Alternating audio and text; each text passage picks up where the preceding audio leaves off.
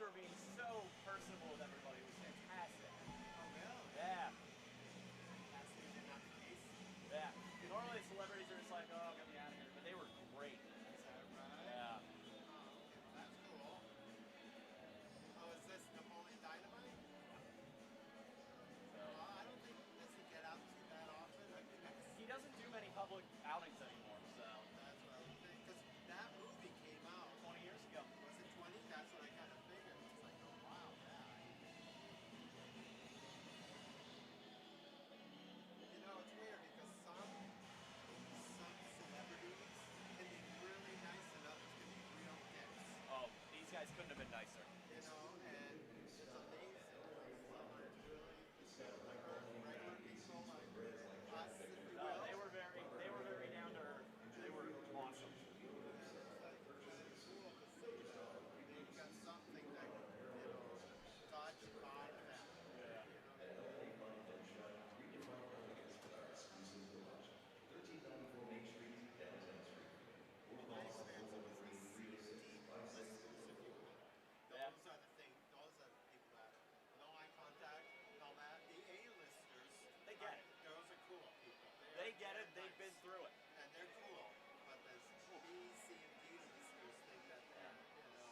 I think the only negative was that meeting was freaking 100 degrees, it felt like in there. Oh, really? It was real warm. Like sweat.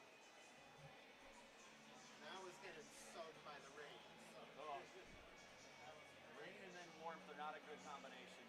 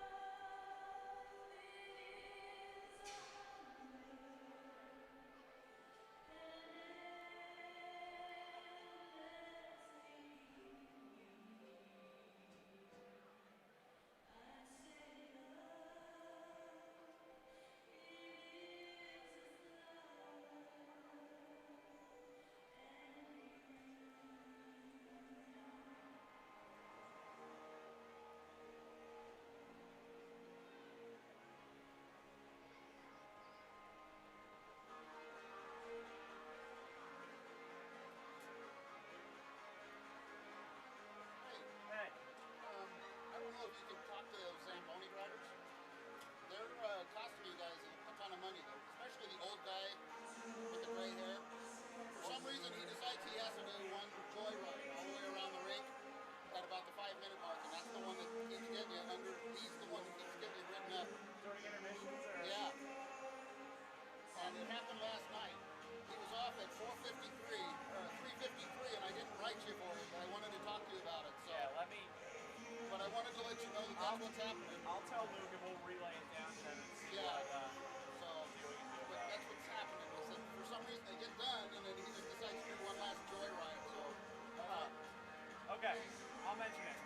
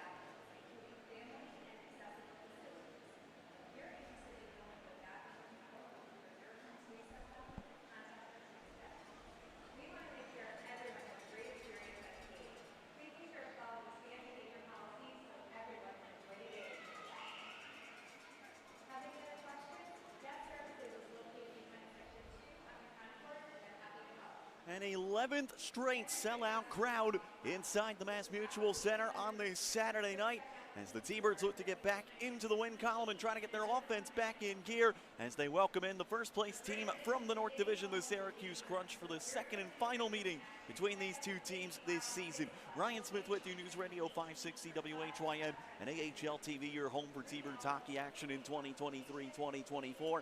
The T-Birds, through not a whole lot of fault of their own last night, fell victim to a red-hot netminder in the opposite goal crease as Spencer Knight turned in his best performance of the season against the T-Birds in a 2-0 Charlotte victory over the T-Birds. It was only the Checkers' second win in this building dating back to the start of the 21-22 season. It was a key loss for the T-Birds, who are now remaining 3 points back of Lehigh Valley for the final playoff spot in the Atlantic Division. And moreover, the bigger issue for the T-Birds is Lehigh Valley has played 2 fewer games than the T-Birds. Therefore, they have chances to gain ground that way before anything else happens in terms of the standings.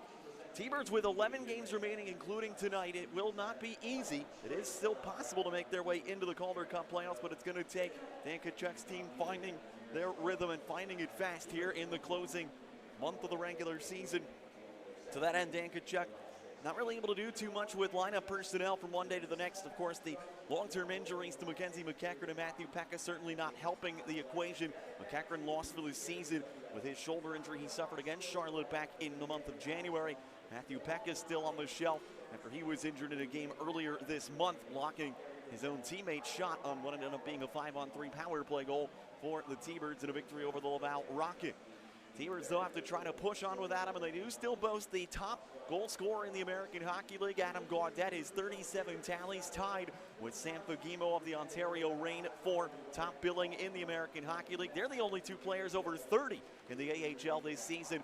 Adam Gaudette trying to inch his way closer to the 40-goal plateau, which has not been done by a Springfield Thunderbird ever.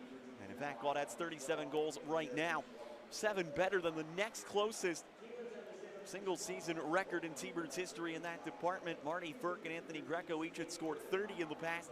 Gaudette has already broken that record as he tries to extend even closer to the 40 mark. The T-Birds need more than just Adam Gaudette on the offensive side of things. Springfield with only 1 goal in their last 2 games played, and that was the power play goal that Gaudette scored on Wednesday in Allentown against Lehigh Valley. And it's the T-Birds team that scored 9 times in 2 games in Charlotte last weekend, but in the 3 other games out of their last 5, they have a grand total of 1 goal in 3 games against Providence, Lehigh Valley, and Charlotte.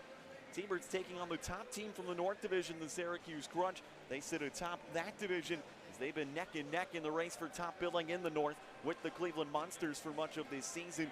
And first-year head coach Joel Bouchard has really gotten the most out of his team. Bouchard, of course, a familiar face in the North Division. He was the head coach for the Laval Rocket their first couple of seasons in the American Hockey League, but has enjoyed some great success here with Syracuse in his first season with the affiliates of the Tampa Bay Lightning. Hugo Alnefelt will get the start in between the pipes, and Alnefelt and the Syracuse goaltenders get to enjoy something that the T-Birds goaltenders do not. This battle tonight is of 2 teams on opposite ends of the spectrum in terms of shots allowed per game. The T-Birds give up the most shots per night in the AHL at just over 34 per night. Syracuse gives up the fewest shots per game in the American Hockey League, barely over 26 a game. They give up even fewer than the top-ranked Hershey Bears.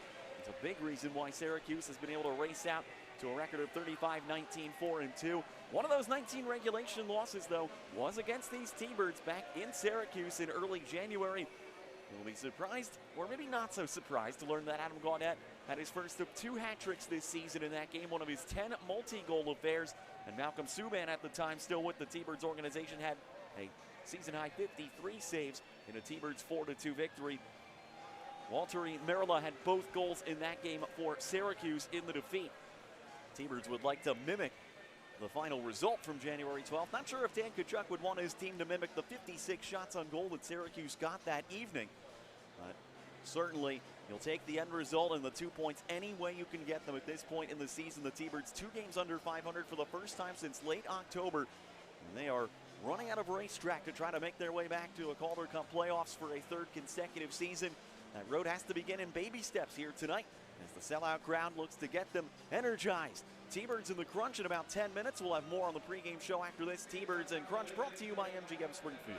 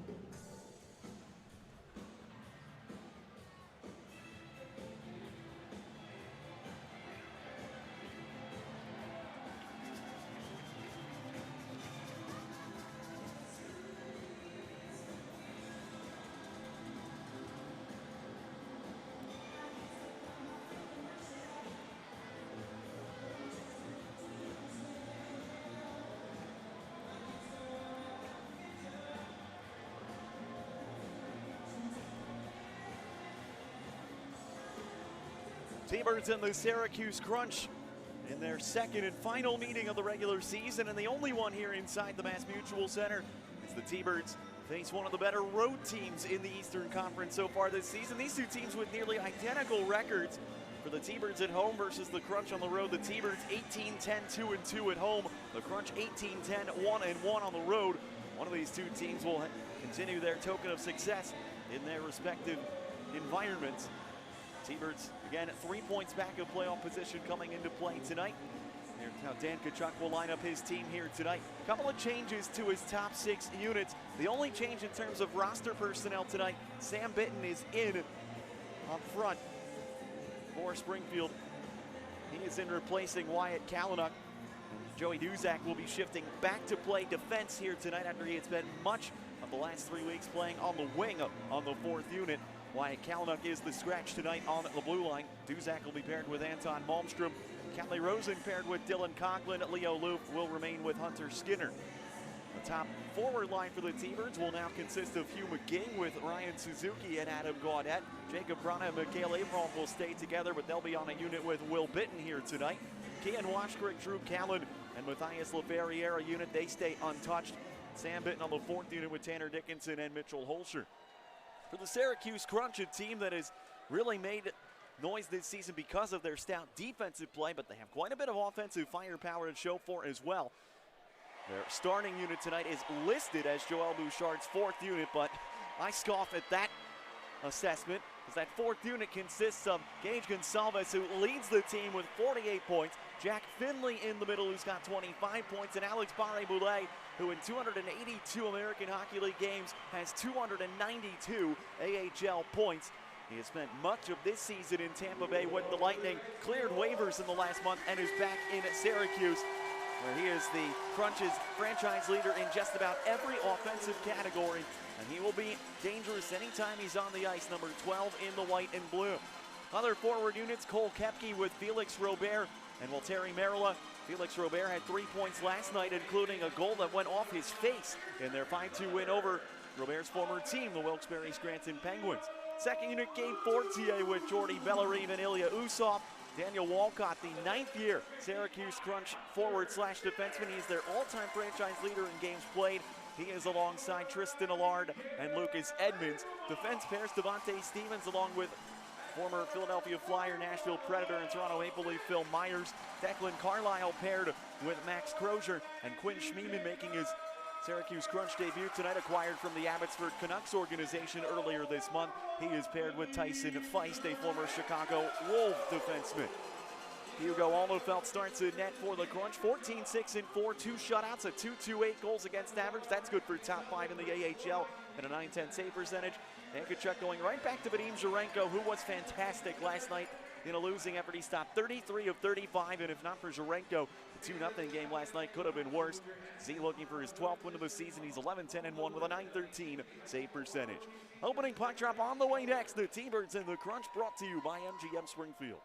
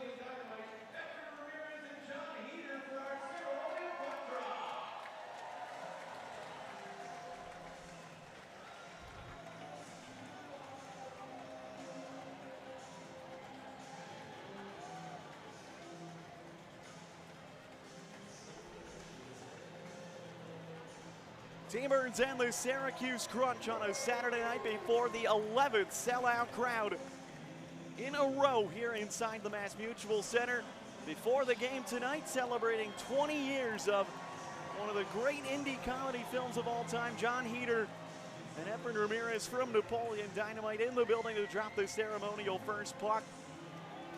If you know your Thunderbirds broadcaster, you know it's one of my all-time favorite films, and the two stars of the film had a chance to fire up the T-Birds in the dressing room before tonight's game and read off the starting lineup as they make their way out from the center ice logo. T-Birds hoping to reward them and the fans of the T-Birds and Napoleon Dynamite alike with a victory.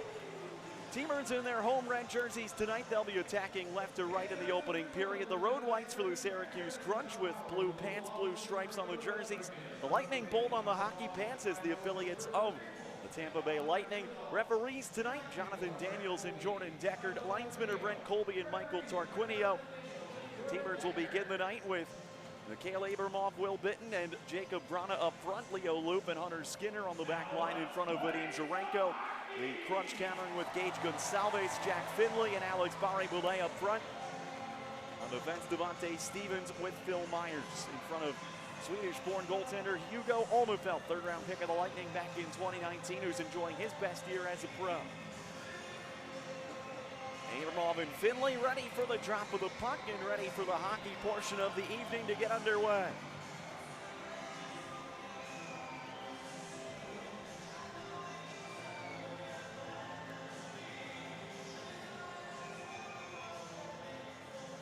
Deckard gives the ready for play, and we're off and running on a Saturday night here in downtown Springfield. Barre-Boulet backhanding it to the T-Bird line. Trying to retrieve it right in front of the Springfield bench. But Myers now has to retrieve back deep in his own zone. Myers, an undrafted player, began his career in the Philadelphia organization and has made a nice pro career for himself. Big towering number 5 in the white and blue. Out on defense. Hunter Skinner with it for the T-Birds. Up the right wing side, Vrana will deflect it past Myers and deep into the crunch zone. Olmefelt out of his net to play it up the near side. Myers awaits for it there. His pass hit the referee. Vrana to it in the slot. Vrana curls to the front. Turning, shooting. Save made by Olmefelt. Barre-Boulet to the loose puck on the far side of the ice for the T-Birds. Just got to somehow try to find a way to put one in the back of the net. As you can tell last night, the T-Birds were starting to grip their sticks really tight in the third period, trying to solve Spencer Knight. And more often than not, it's not the highly skilled plays that break you out of a funk. It's what Vrana did there, just getting to a greasy area and forcing the goaltender to make a save in close. Crunch now trying to go to work behind the Springfield net. It's Cole Koepke on the loose puck right wing side. Koepke ridden by Joey Duzek, who is back playing his natural position of defense here tonight. Hugh McGing trying to help the puck to center. Felix Robert held the zone for Syracuse for a moment. Now it does come to center where Declan Carlisle dusts it off and has a catch with his defense partner Max Crozier. Now in comes Robert down the right wing. Robert stopping on the half boards, waiting for a trailer, but he fumbled the puck in his feet and is met by Dylan Coughlin. Maryland trying to move it in deeper, but he's overtaken by Callie Rosen. Minute and 30 off the clock in this opening period. Just the one shot so far for the T-Birds, and the sturdy save by Olmefelt on Vrana. Coughlin will send it into the far corner. Washkrick on the chase as he battles Jordy Bellery, who's on his 4th different AHL team in the last 3 years and his 3rd one this season alone. He spent time earlier in the campaign with both Lehigh Valley and San Diego. Now LaFerriere on it in center ice. LaFerriere around a check at the offensive blue line, but Stevens got enough of him to knock him off stride. And Devontae Stevens will now lob it deep into the T-Bird zone. Anton Malmstrom back on it, rolling it along to Coughlin, and now Drew Callan. Callan chipping a pass through center up the right wing, a little out of Washkrick's reach. Myers will take it around his net and dump it off for Stevens. Up the near side, Callan rotates over to keep it in, rattling it around the end glass where Myers awaits. T-Birds have had good success against the North Division this season. They're 7-2 against their opponents from the opposite division in the East. That is a stark contrast to the 7 games under 500 mark that the T-Birds are against Atlantic opponents. Leo Loof up the near side on the backhand, doesn't get it out this center. Tristan Allard holds in as he took a big hit from Sam Bitton in the process. Leo Loof needing some help, gets it from Tanner Dickinson behind his own net. Loof now continues the battle against Lucas Edmonds. Allard coming in from the left side as well. Crunch trying to get the forecheck going, but it bounces past Carlisle, skates to center. He'll send it back in, but the Crunch have to re-tag, and Joel Bouchard wants his club to change anyway. 3 minutes gone by. No stoppages as of yet. Only the one shot on goal. Joey Duzak from behind his goal mouth will look to start the breakout as the Abramov, Vrana, and Bitten unit return to the ice. Will Bitten, that is, as both of the brothers in the lineup again tonight. Duzak, a home run pass, hoping for Abramov down the left wing, but running just enough interference in center was Finley so that Abramov couldn't catch up to it. And it doubles as an icing against Springfield. Finally, our first stoppage, 3:19 into the first. Fans go unlimited with an unlimited wash pass from Golden Nozzle Car Wash, starting at only $19.99 per month, and wash as often as you like at any Golden Nozzle location throughout New England. Draw will be to the left of Vadim Zherenko. Hasn't been tested as of yet, but certainly was tested plenty an evening ago. Duzak hard around near side, but it bounced to the inside of the ice and was rifled back in from center by Myers. Loof up the far boards. Abramov, though, turned the wrong direction. Barry Willet's pass intercepted. Will Bitten's going to fly ahead of the field. Will Bitten in all alone. Backhands. He scores!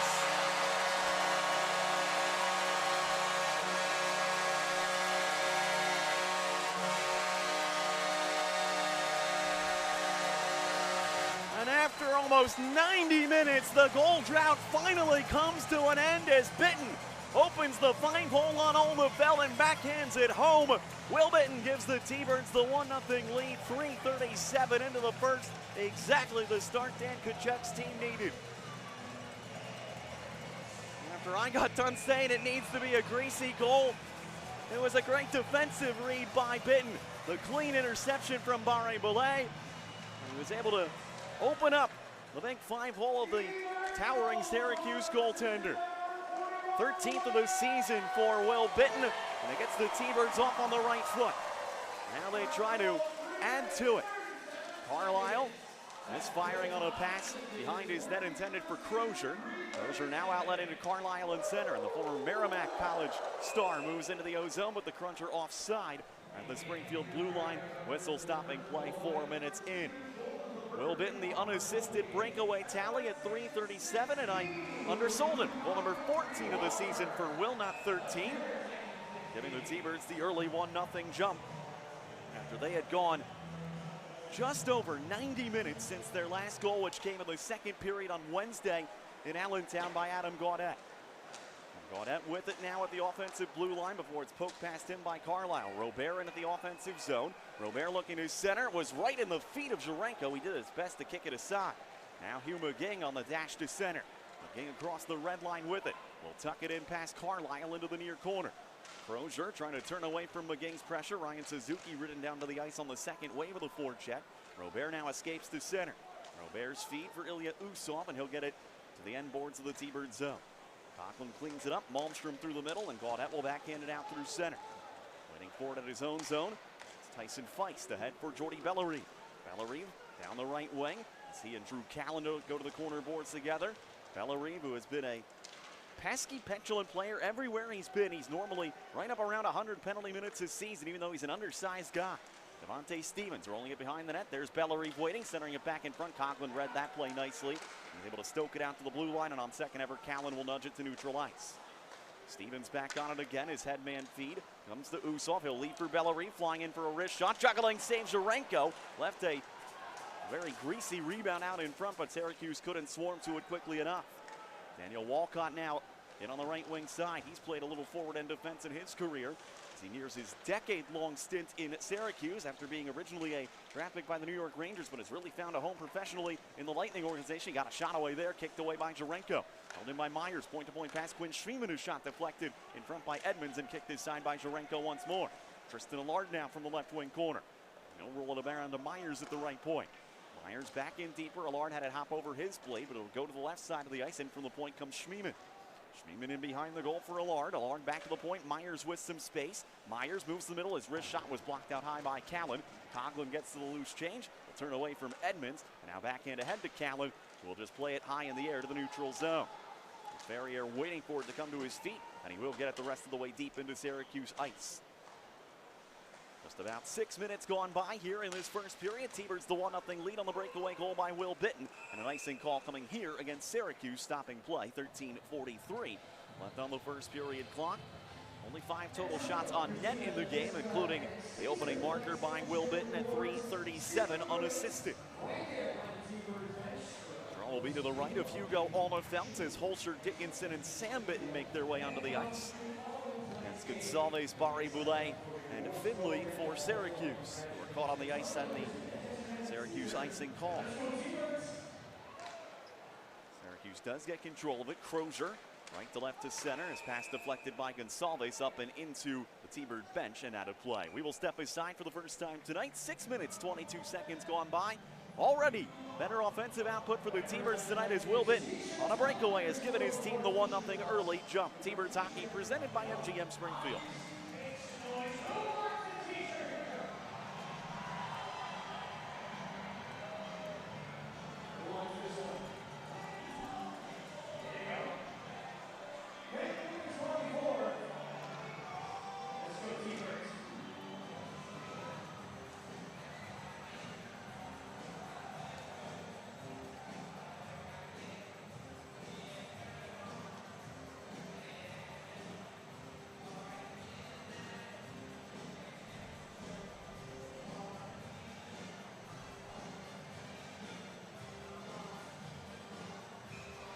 Will Bitten has given the sellout crowd here inside the Thunderdome something to cheer about early in this one. His breakaway goal just 3:37 into the contest has given the T-Birds the 1-0 lead.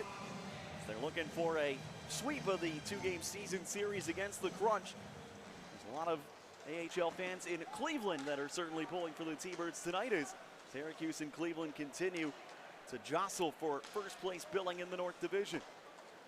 Jacob Brana will backhand it into the Syracuse zone. Crozier back to play it. Max Crozier's pass was in the feet of Jack Finley. T-Birds swarm to and steal the puck. Abramoff curls it, drags, shot, save, Alnefeld, rebound, came in front, and Abramoff couldn't quite curl it up cleanly. Now he has control and centers it back in front. Will Bitten again was right in the doorstep and in the kitchen of Alnefeld, but couldn't get it deflected in on goal.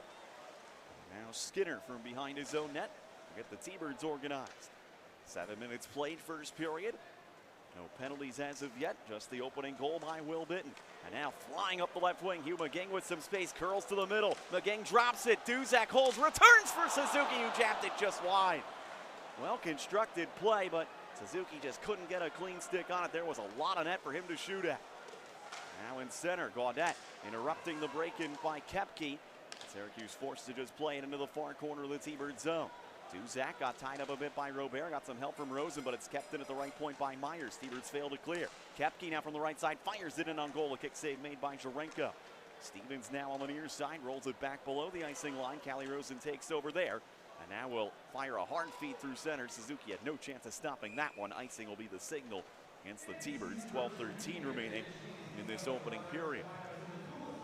Really, I think if you look at this week for the T-Birds in a vacuum, you take away the third period on Wednesday in Allentown, and been a lot of good things for Dan Tkachuk's team, but when the offensive results aren't there, it can really take away any feeling of silver linings or moral victories when you're on the outside looking into the playoff picture. Moral victories only get you so far, and this team certainly knows that. Adam Gaudette will now lob a backhander through center ice. Carlisle knocking it down with his glove. Dan Tkachuk did reiterate to me last night, though, feels his team is very much still in the fight, and nobody's going to be throwing any towel in anytime soon. That's the attitude you have to have in this situation. Leferrier across the red line, overskates the puck at the offensive blue line, and Callan was offside before Washker had carried into the zone. So they'll drop it again in center ice. 11:47 remaining in the first. T-Birds with the 1-0 jump so far in this one. A breakaway goal by Will Bitten in the opening 3 minutes and 37 seconds. Again, coming into play tonight, Syracuse and Cleveland tied atop the North Division at 76 points, but Syracuse has played one fewer game than the Monsters, so they get first place billing on that particular tiebreaker. Of course, everyone will have played 72 when all is said and done. Declan Carlisle ahead off Gabe Fortier's stick. Round to the far boards. Anton Malmstrom will get to it, and he'll stash it through center. Crunch had a lot of bodies on the ice. Nobody wanted to play the puck for fear of too many men. And it comes ahead for Bellery. Bellery enters the Springfield zone on the right wing. Cross ice feed, Usov able to jab it past Coughlin high in the air into the slot, and Jarenko had to shrug down. A little punch shot attempt by Walcott. Now Crozier from the right point. Max Crozier sends one in wide of the target. Schmiemann in from the left point, took a body blow from Will Bitten. That comes around to the far side of the ice where Sam Bitten has control. Sam back for Hunter Skinner. Now Coughlin Sending another high flipper through center. Went over the head of the defender, and Bitten's in alone again. Will Bitten to the net. Save made by Oldenfeld. Second try. Oldenfeld got that one too. Well, Bitten has been all over the place in the O-zone tonight, and Oldenfeld just stoned him twice. He nearly had two quick ones. Now head to center come the crunch. A 3-on-3 developing. This is not the crisp Syracuse offensive attack that a lot of the Eastern Conference has seen this year. T-Birds have really had a good start tonight. Here comes LaFerriere down the left wing. Pushed to the wall by Myers, but Duzak follows up to get to it. Feeds the point. Washkrick, a one-timer blocked. Rosen in from the right point. Will keep it moving in behind the net. Knocked down by Stevens. Rosen kept it going, though, for Dickinson. Tanner Dickinson, edge of the trapezoid, looking to center. LaFerriere on the right wing boards. Settles it down. On to Dickinson.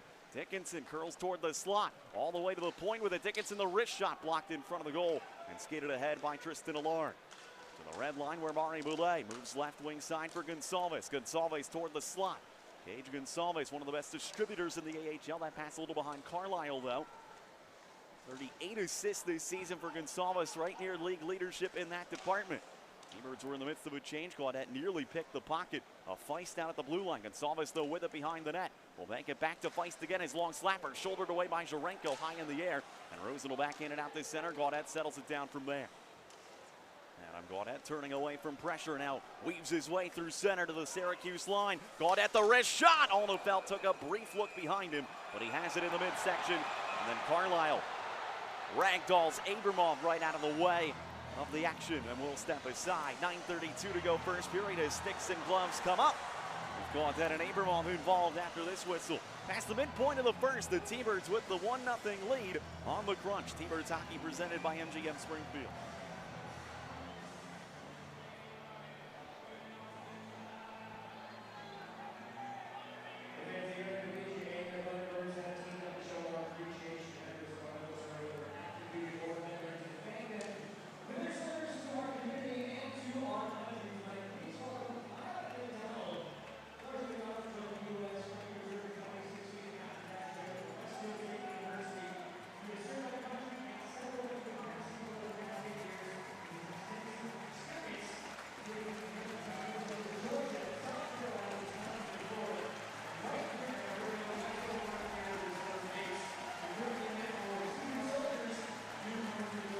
.32 remaining opening period. The T-Birds with the early 1-0 lead on a breakaway goal by Will Bitten.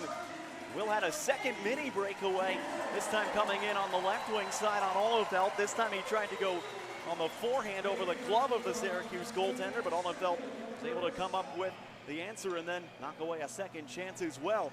Will Bitten has already scored, and he nearly got himself a second one in this opening period. He's already been credited with the goal and 2 other shots on net on that breakaway. For this T-Birds team, it's not to say you don't get energized when anybody scores a goal, but when Will Bitten is contributing offensively with all that he brings to the game emotionally and energetically, it's just a different air in the building. Of course, the sellout crowd here absolutely enamored by the Bitten brothers for the very unique styles they play, but equally engaged in the verbal portion of it. Jacob Brana now deep in the Syracuse zone. He's out there with Will Bitten once again. And Will again engaged, but Robert able to break free from that pressure. Working his way to center. Robert and his pass on left wing. Muted by Conklin, but he still got it in for Merilla. Walteri Merilla down to the near side, but Conklin with a good poke. Able to knock it off his blade. Anton Malmstrom now in control of things. Will outlet on to Vrana and neutral ice. Vrana around a check at the Syracuse line before he finally coughs it up to Crozier.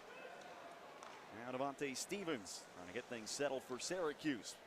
Under 9 minutes to play first period. T-Birds with the 1-0 lead. Stevens up the left wing. Fortier. Fortier back across center for Bellerive. Bellerive got his way around Lou. Bellerive looking to jam it in front and staying on the post to make the denial was Jarenko. Myers now from the right point. Off on the wall. A rink-wide feed. Mari Boulay took off on him. Carlisle able to hold it in. And behind the net, Fortier after it again. Bellerive trying to peel it off the wall, feeding the point. Myers out of his skates across to Carlisle. Carlisle left side with it. Carlisle a shot into traffic. Jarenko the save. Rebound sat in front. T-Birds trying to clean it up, but Carlisle holds it in. Carlisle on the left side of the point. Ilya Usov. Usov D-to-D for Myers. He takes a hit from McGing as he gets it in behind the T-Bird goal. Skinner with some good physical play against Bellerive won the battle. And Leo Louf takes over control and will headman on to Suzuki. And Suzuki will backhand into the Syracuse zone. Myers there to take over. Now Declan Carlisle up ahead. Myers reaching to corral that pass, and the big defenseman gets it inside the Springfield zone, but Rosen quickly ahead. Gaudet looked like he might have had a step on Schmiemann down the left wing, but and the puck just bounced off his tape. Lucas Edmonds now over by the Syracuse bench trying to keep it in play, but ended up hitting one of his teammates on the bench area, so dead puck and a whistle. 7:39 to go here in period one. Crunch doubling up the T-Birds in shots 10-5, but Springfield with the 1-0 lead, and T-Birds have certainly had some great chances other than the breakaway goal by Will Bitton. Will credited with 3 of Springfield's 6 attempts on net. You make the case that 2 of those 3 shots are breakaway opportunities. T-Birds had a couple of breakaways last night as well in the loss to Charlotte. And Jacob Brana and Hugh McGing were not able to solve the sensational Spencer Knight. Callan, LaFerriere, and Washkrick now out for the neutral zone draw. As Walcott, Allard, and Edmonds. Callan wins it cleanly on back. Joey Duzak will crank one in. A little one-hopper that Olnefeld kicks aside to the near glass.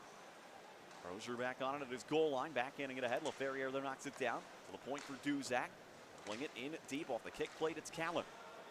Callan for Washkrick in tight spaces. They work the 2-man cycle. Edmonds threw it right back into traffic, and Washkrick will wind it back around for Duzak at the right point, leaving for a one-timer. LaFerriere, and a glove save made by Olnefeld in front. A penalty coming, though, as Walcott drilled a T-Bird down to the ice on the near side. And the T-Birds weren't happy with that treatment, as Joey Duzak has not gotten back to his feet just yet.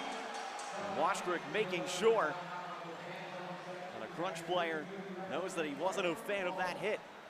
Washkrick, I don't know if he realizes he's going after the wrong guy. Walcott was the one who delivered the hit at the end of the ice to my right along the near side board, so I can't see Duzak, but I know from process of elimination that he is the man down on the ice for the T-Birds right now, being looked at by Cord Lavamonia. And the T-Bird fans asking for this to be a 5, and the T-Bird bench asking similarly. We have to see what Jonathan Daniels and Jordan Decker decide on Daniel Walcott's infraction here. And I didn't see the hit.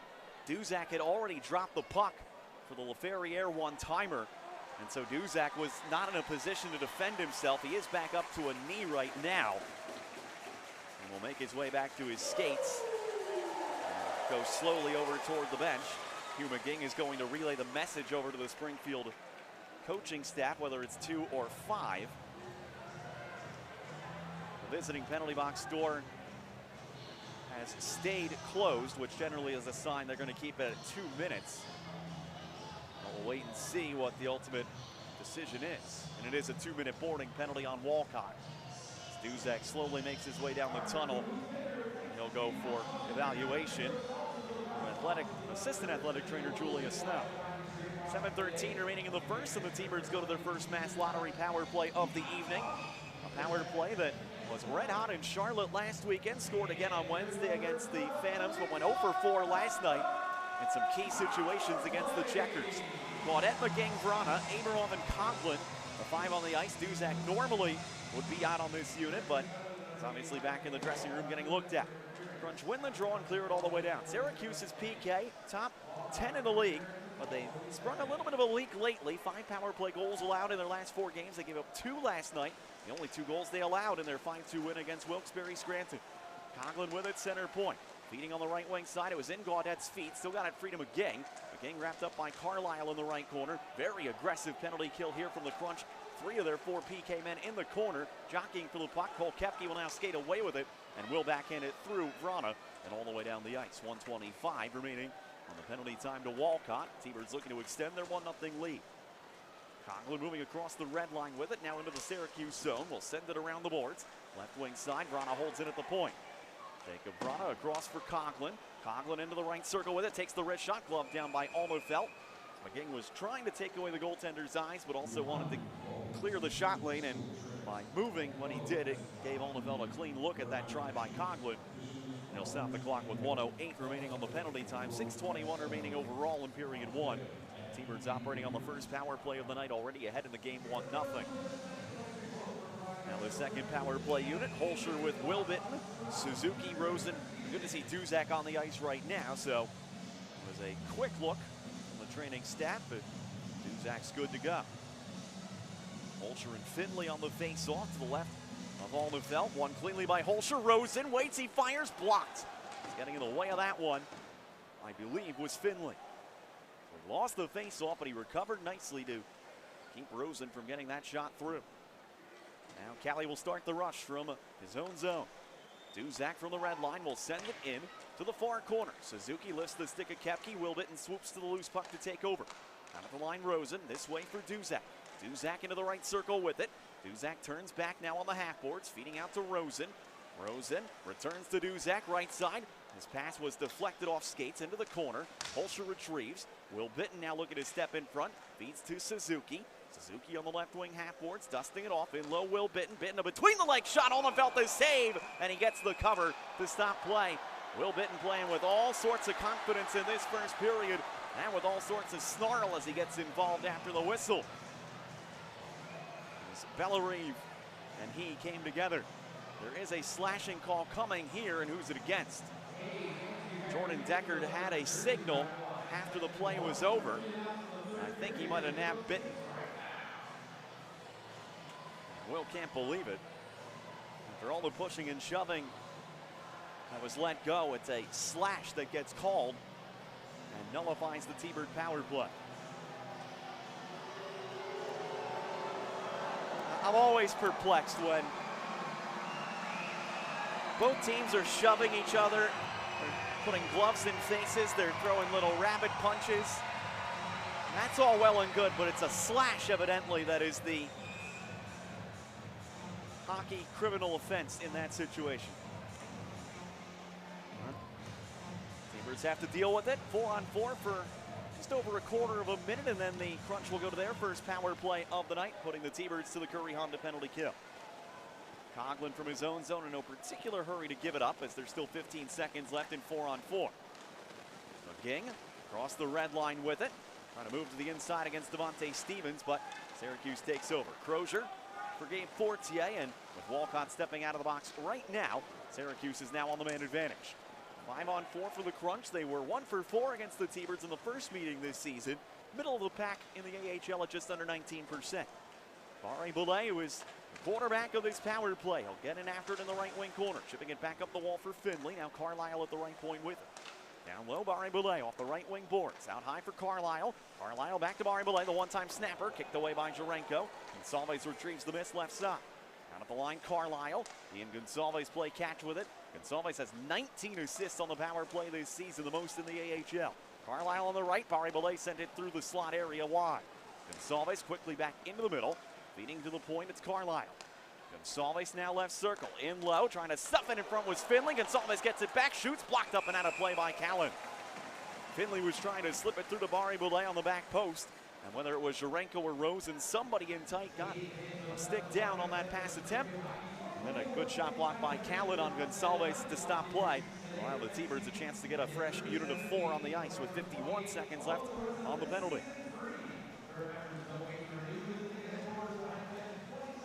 Draw to the right of Jarenko as Suzuki will draw against Jack Finley. Finley won the face-off. LaFerriere had control of it, but played it right into the glove of Carlisle. T-Birds, though, took over again, but Finley lifts the stick of Suzuki. So T-Birds a couple times failed to clear. And I hope that doesn't cost them here as Carlisle with it at the right point.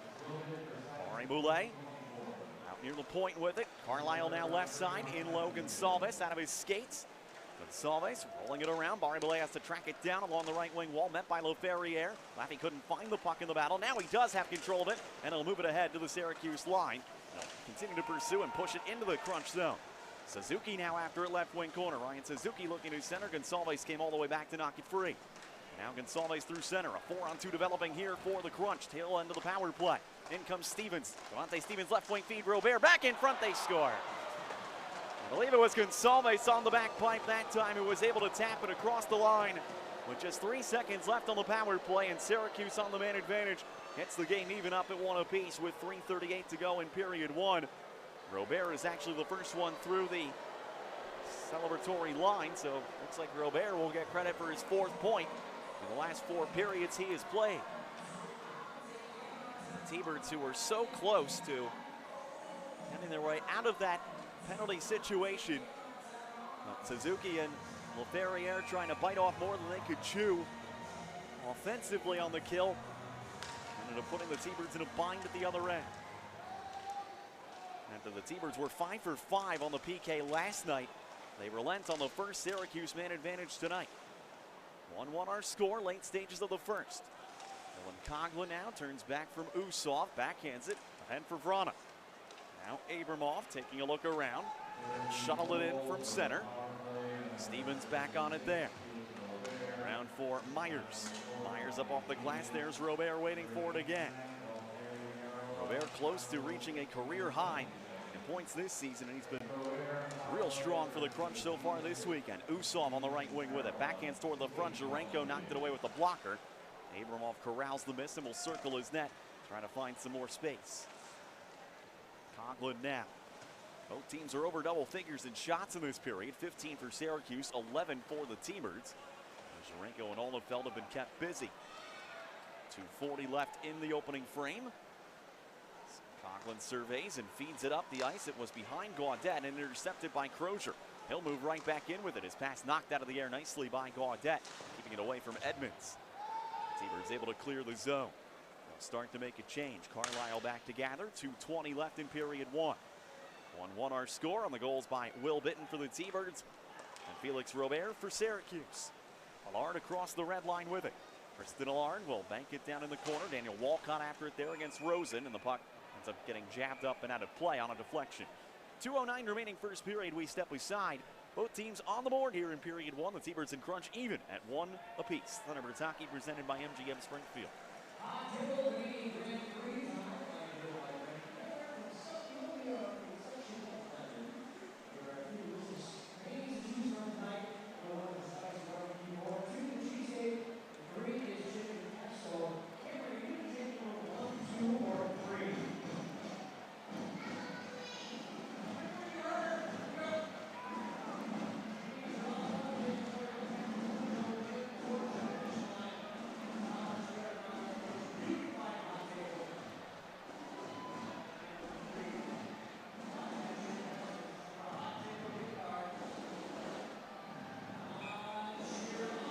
.209 remaining first period, 1-1 our score.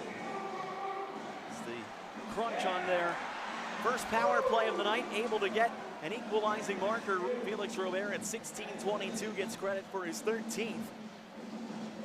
Robert scoring this goal a much more convenient way. Last night his goal against his former club, the Penguins, he took a Phil Myers one-timer off his face and into the net behind Yoel Blomqvist.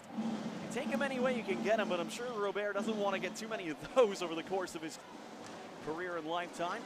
Scores this one, banking it in on a centering pass at the tail end of the power play. Duzak up the right wing, LaFerriere at the red line. Couldn't get it past Carlisle, and up come the Crunch. Gonsalves on the left wing, Finley with Barry Boulay breaking through the middle. Duzak did a good job forcing Finley into the corner. Now Gonsalves on the right wing to the point. Holding his Crozier, takes a wrist shot into traffic, and it rolls to the side of Jurenko's net. Duzak winding it up the far side. Rosen will track it down ahead for Washkrit. Washkrit gets it to the neutral ice area. 1:38 to go first period.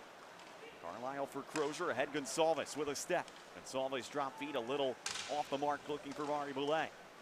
Barry Boulay still after it on the right wing side before he's finally ridden off the puck by Callan. Now Rosen across the red line with it, but at the end of a shift he'll just bounce one in on Olnefeld. Far side of the ice, Myers trying to relay at the center. McGing flying in on the forecheck, but Myers able to indirectly play it past him. Usov now to center. Only got it as far as the Springfield line as Loof takes over there. Leaving for Hunter Skinner. Now Gaudet from the red line.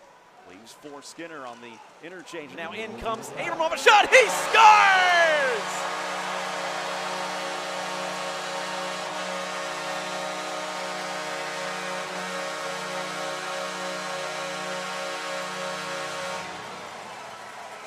Got my left-hand shooters crossed up there. It's Ryan Suzuki, actually, who arrived off the T-Bird bench with a full out of steam. Skinner found him, and the T-Birds retake the lead 2-1 with just under a minute to play in period one.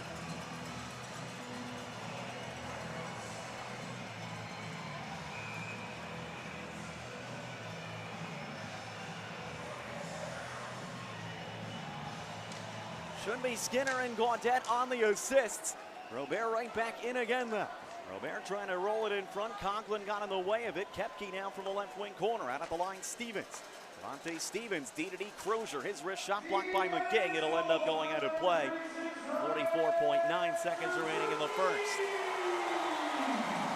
So Suzuki getting credit for his 10th. Now got 4 goals in the course of his last 4 games. They're going to give the assist to Skinner and McGing for now. On the tally at 19:01 of period 1. Draw to Zherenko's left. Robert won it cleanly. Back to Stevens at point position. Stevens on the right wing side. Kepke out of the line. Crozier one-timer blocked by Callan. Reaching to try to clear was Washgrick, but Kepke holds the line. Merrill in though, tied up by Rosen, who will spike it back up the glass, and Washgrick now skates it to the red line and plays it safely in.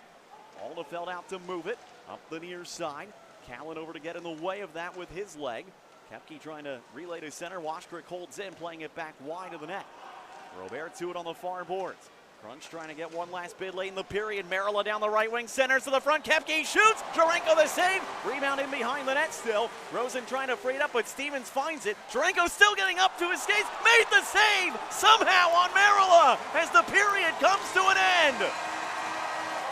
That's not how you draw it up in goaltending school at all. Zherenko had so much trouble finding his feet, and he somehow, while still in the process of getting up, made a phenomenal denial on Valtteri Merrill to keep the T-Birds in front heading into the intermission.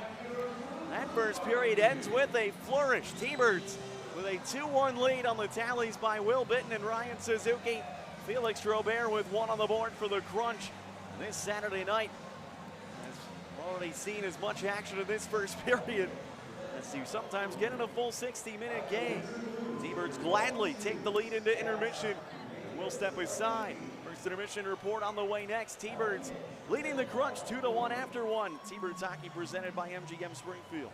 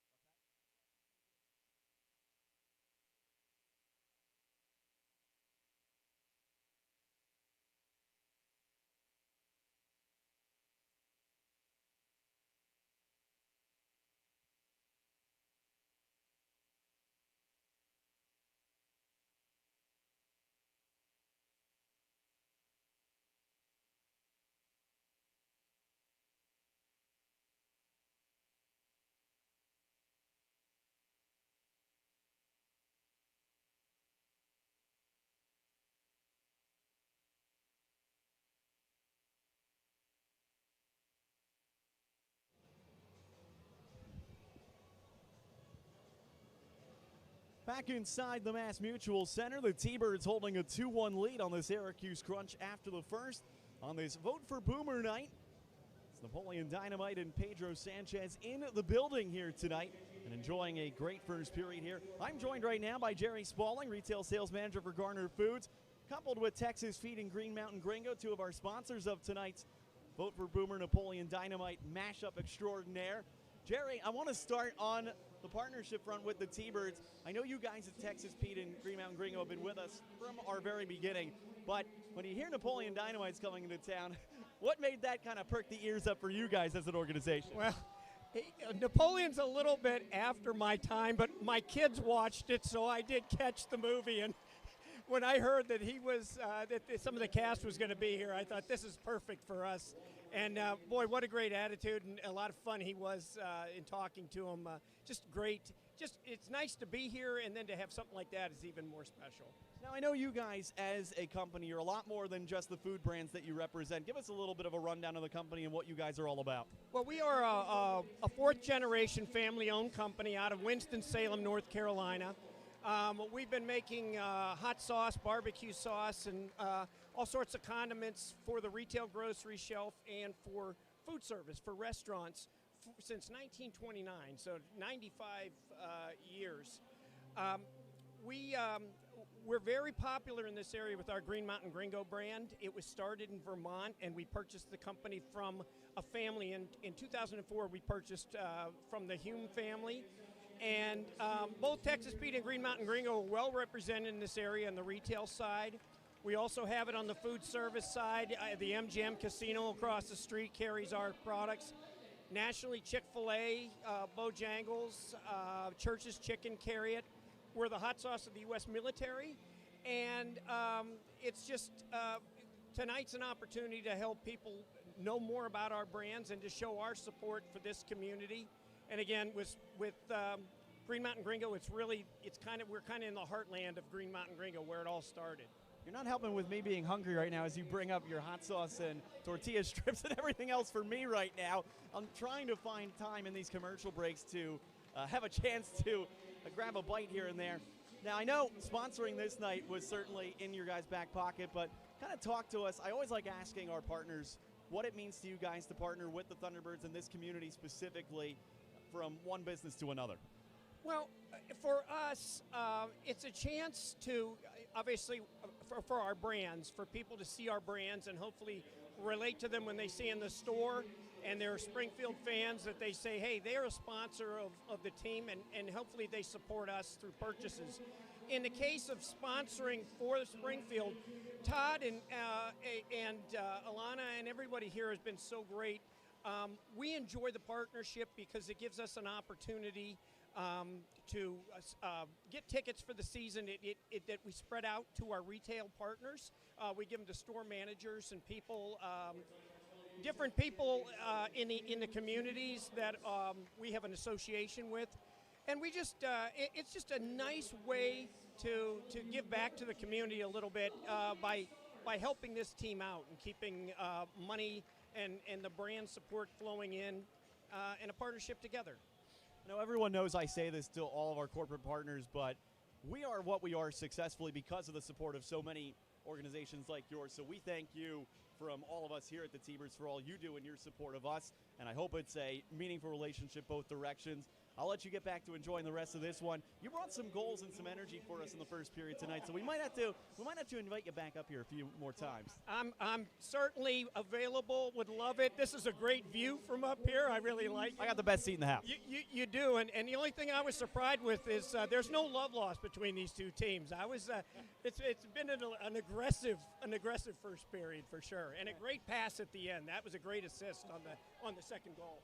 I think I got a new color guy. Well, I follow the Monsters a little bit in Cleveland, so. Well, there you go. They're not in our division. We can deal with that. There's a lot of folks in Cleveland rooting for the T-Birds tonight, so I will accept that. Excellent. Well, we're so glad to be here, and thanks for having us. Thanks for letting us partner with you.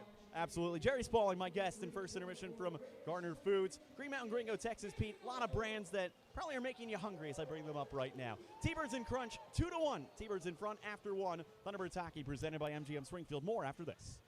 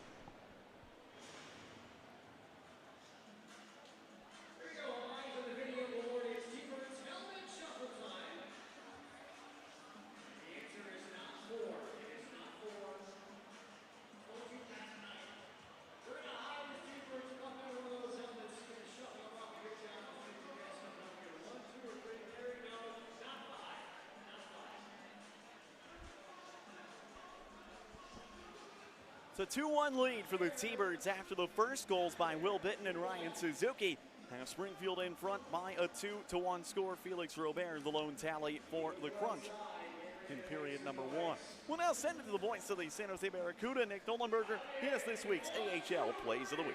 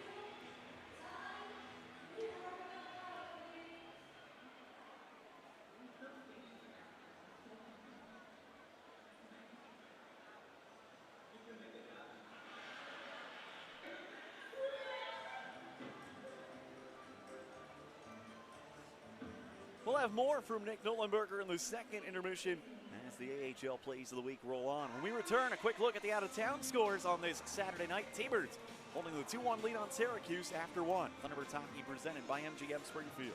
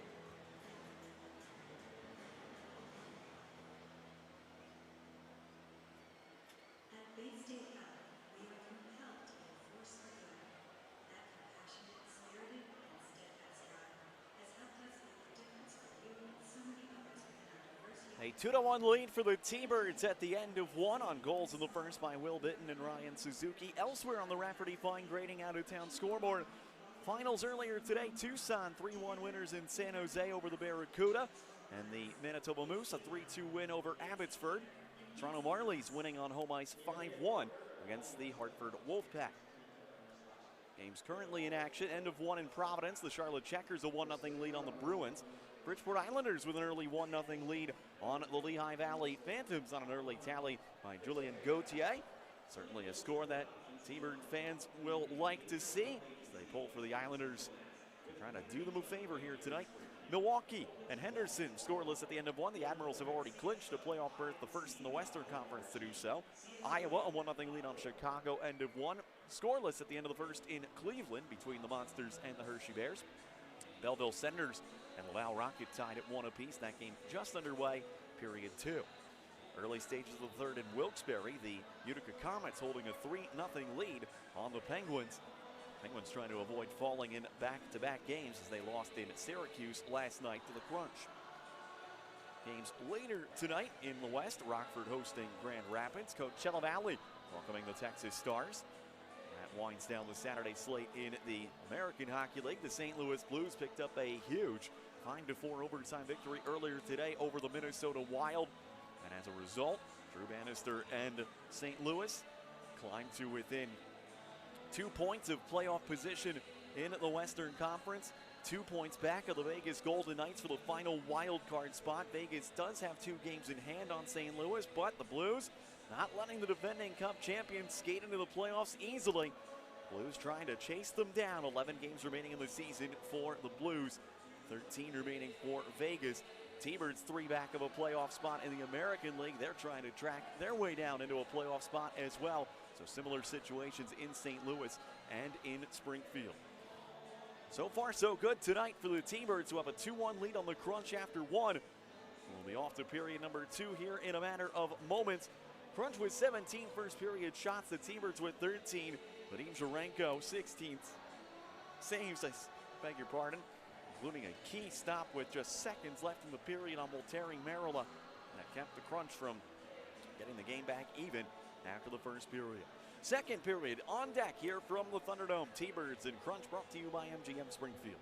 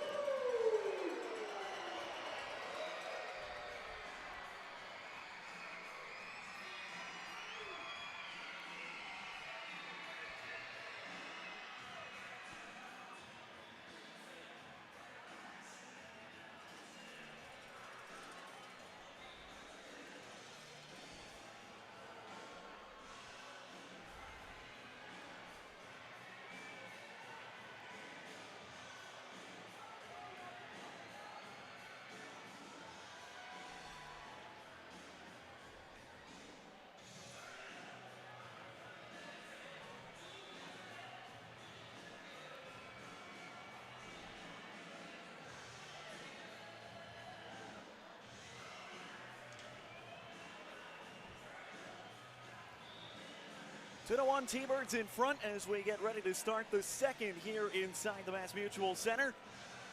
Goals in the first at even strength for the T-Birds. Will Bitton a breakaway unassisted tally at 3:37. Ryan Suzuki off the rush off a beautiful cross-ice pass by Hunter Skinner at 19:01. Felix Robert, a power play goal for Syracuse, sandwiched in between at 16:22.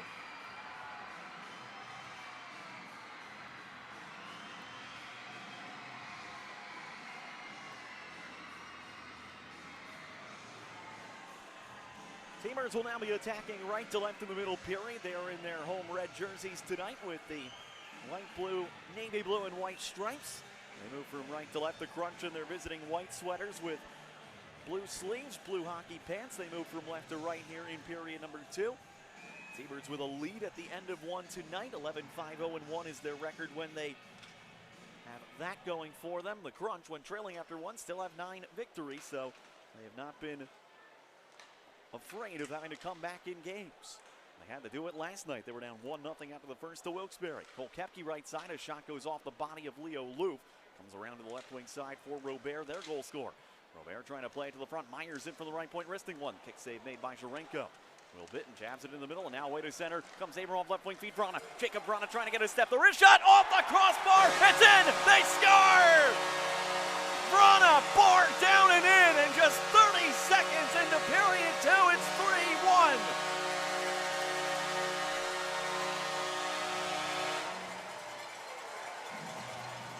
There's that NHL release that Jacob Vrana possesses, and when he picks the corner like that, I don't care what league you're in, you're not stopping it. Abramoff with the perfect stretch feed up the left wing side. The goal judge confidently put the red light on. They took a quick look on the iPad, verified that it did indeed go home, and the T-Birds get a big seesaw momentum from the save Jarenko made at the tail end of the first, and they get the early goal here in the second from Vrana. It'll be Vrana from Abramoff, just 30 seconds into period 2. Jordy Bellerive will now play this one in across the Springfield line, but McGinn quickly turns the Crunch back to center. T-Birds are probably just lobbying to play the North Division the rest of the season. They're off to another great start against the North opponent. And in comes McGinn. McGinn for Suzuki, and getting his leg in the way of it was Olnefeld, and then sliding into the net.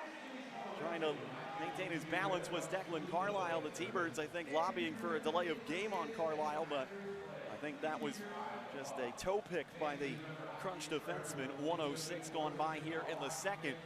And after the T-Birds couldn't score on 31 shots last night against Spencer Knight, they now have 3 on 15 shots in just over 20 minutes on Hugo Olnefeld.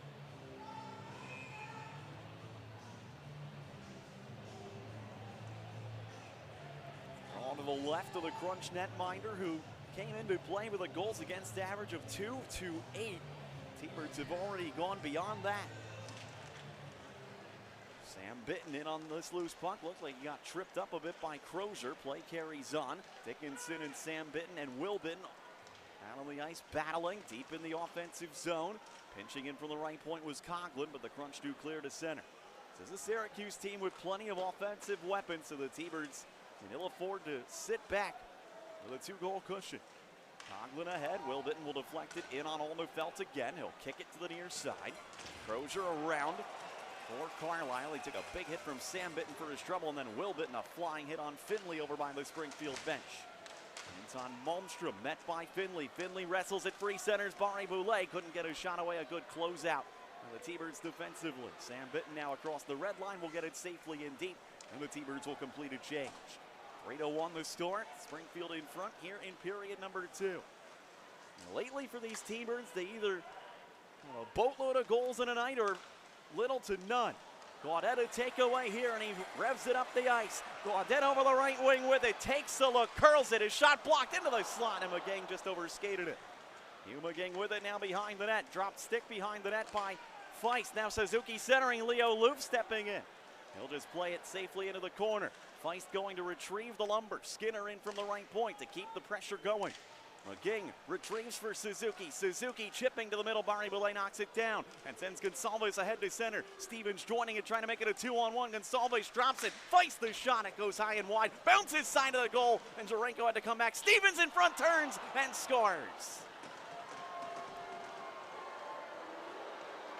Looked like the T-Birds might survive that rush after the puck ended up to the side of Jarenko's net, but Devontae Stevens didn't give up on the play as he stayed stationed right around the goal mouth and was able to turn to his forehand and snap it in off the post behind Jarenko. Both teams now on the board in the first 3 minutes of the second. Devontae Stevens makes this a one-goal game again, 3-2, and 2:44 of period 2.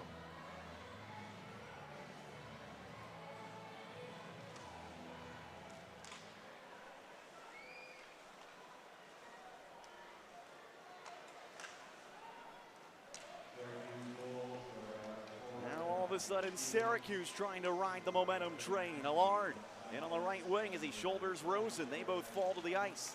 Rosen back to his feet, but Allard to the puck. Allard out at the line, Myers. Phil Myers, a wrist shot blocked out high by Washkirk. It ends up out of play. 3:08 gone by in the second of a period that has already seen 2 goals. Vrana just 30 seconds into the period. Stevens just 2 minutes and 17 seconds later.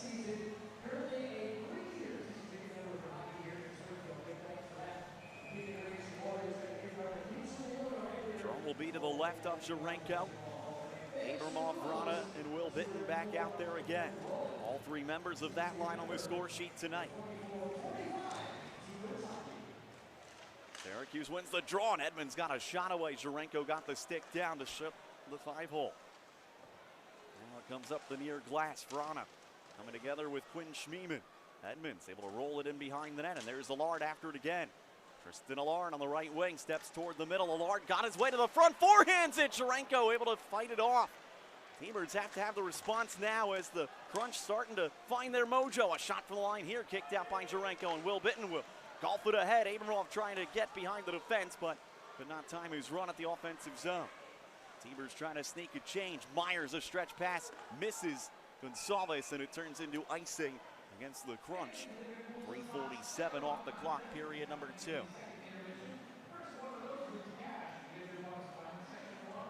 So Abramov, the lone assist on the Vrana goal, and 30 seconds will await the rulings on the Stevens goal. I think Tyson Feist should get the credit for his second point as a member of the Crunch. On the right of Alnefeld as Gaudet, Suzuki, and McGing make their way onto the ice. Syracuse with control of it up the glass. Gaudet held it in at the left point away from Barry Belay. Gaudet now has to handle it in the neutral zone across to Coughlin, and he'll get it back in deep. Alnefeld stops it up against the dasher. Myers indirectly for Barry Belay. High off the glass, Malmstrom pinching on Finley, kept it alive down to Gaudet. Gaudet left wing corner trying to shake away from the defensive Phil Myers. Suzuki next on the scene as he lifts Finley's stick. Coughlin in from the right point will gather it, chipping it down. And behind the net, Suzuki wrapped up by Finley. Suzuki can't find the puck. Gaudet reaching for it. And finally away with it is Robert. Sent in from neutral ice. Malmstrom back on it first. Quickly sends it ahead. Suzuki deflecting it into the Syracuse zone, but didn't get it deep. Here come the Crunch in transition. Robert down the right wing, leaving Merila. Merila centering. Nobody available at the back post for the Crunch. Robert now trying to chip it to the point, but Washkirk snuffs that out. Kian Washkirk trying to move outside in against Carlisle, who stayed right with him. Now Crozier's trying to stretch the ice. Kepke through the middle. A good stick by Skinner defensively. Sends the Crunch back to center. Now Jarenko out to stop it from behind his net, and Skinner in full control. Sending it ahead. Washkirk kicks it in the middle. LeFerrier lifting his man stick. Washkirk after it now deep in the Crunch zone, left side corner. Avoids much of a big hit attempt by Stevens, but Washkirk dropped his stick. Dickinson staying after it. Tanner Dickinson looked like he had pulled it free from Feist. In fact, he did. Tanner Dickinson now shaking loose from Merila. Good work by Dickinson as he got it to the point for Skinner. Connor Skinner in deeper. It's LeFerrier out of the right corner. Stevens defending. Back to Skinner again, but it bounced over his twig to the neutral zone. Move back ahead. Dickinson, he'll turn. But his pass to LaFerriere is offside as Washkrick had not made his way onto the T-Bird bench. By the time the puck had re-entered, 14:22 remaining. Period number 2. Both teams on the board once here in the second. They have given the assist, by the way, to Gonçalves and Feist at 2:44. I believe Gonçalves will get credit for an assist on the goal by Robert in the first as well, and if he does, he will be up to 40 helpers on the season. He has been at or near the top of the AHL in that category almost all season. Becomes only the 4th player in the AHL to hit 40. Joining TJ Tynan, Maverick Bourque, and Cole Lind, who all play in the Western Conference. Tyson Feist up the near side on the stick of Ilya Usov. He and Fortier hit the zone. Now we're going to have a scrap behind the play. Sam Bitten and Tyson Feist. And Sam Bitten tees off a couple of big rights right away on Feist, who got a couple back of his own. Feist with some uppercuts. No defense in this scrap. Uppercut from Feist. Over the top comes Bitten. Feist firing away himself. I don't know how both guys have been able to stay on their feet. Bombs from both combatants, and they finally had enough. What a tilt between Sam Bitten and Tyson Feist. That's one of the best you'll see in this league all year. I don't think you can declare a clear winner in that fight, but there isn't a soul in this building that doesn't have more energy from that. Both benches with greater than average stick taps and applause for their teammates.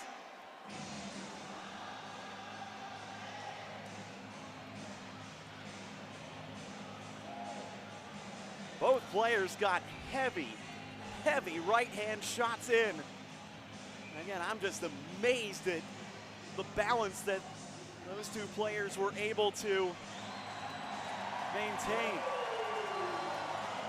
They've just flashed John Heater and Hepburn Ramirez on the big board here, so as if it wasn't already an energetic enough crowd.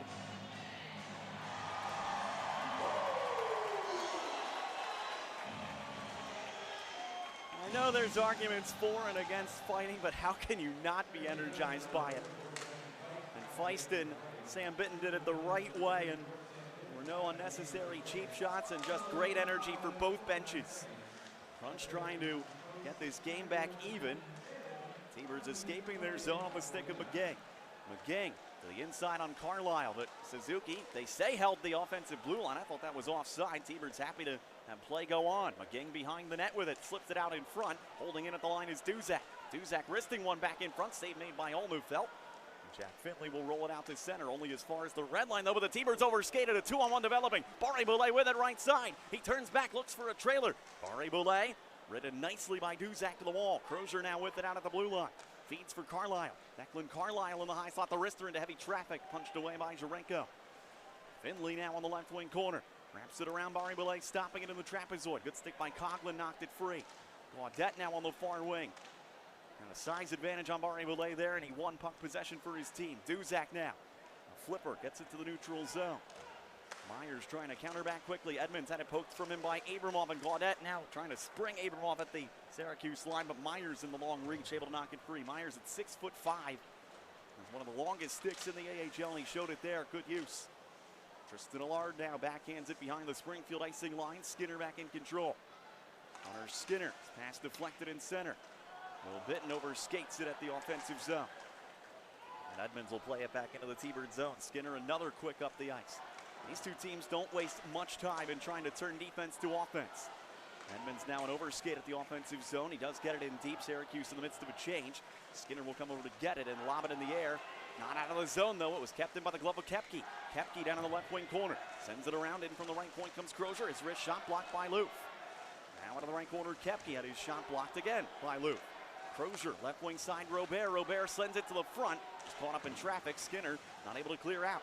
Crozier back in the middle. There's Robert again. On the right side, Koepke. Koepke in the corner, circling the T-Bird net with it. Koepke slipping it in front. Skinner another good defensive stick to knock it free. T-Birds get it out to center, but they only get it as far as the red line. They're going to try to slip a change together here. Crunch looking up the ice. Quinn Schmieman's pass goes on through Kepke and down. It will not be icing. Malmstrom forced to play the rolling puck. High off the glass, and it does make its way to center. LaFerriere chasing it. Myers, though, able to regroup it in center. Washkrick right back in. LaFerriere has a man cross ice. There's the pass. Rosen settles it down and flips it to the front, just barely wide. Malmstrom now from the left point, calms it down. In for LaFerriere. Laffy turns, his shot blocked by Robert. And Robert doesn't get out of the zone. LaFerriere keeps. LaFerriere in the slot, leaves for Rosen. His wrist shot just high and wide. Dickinson retrieving on the right wing.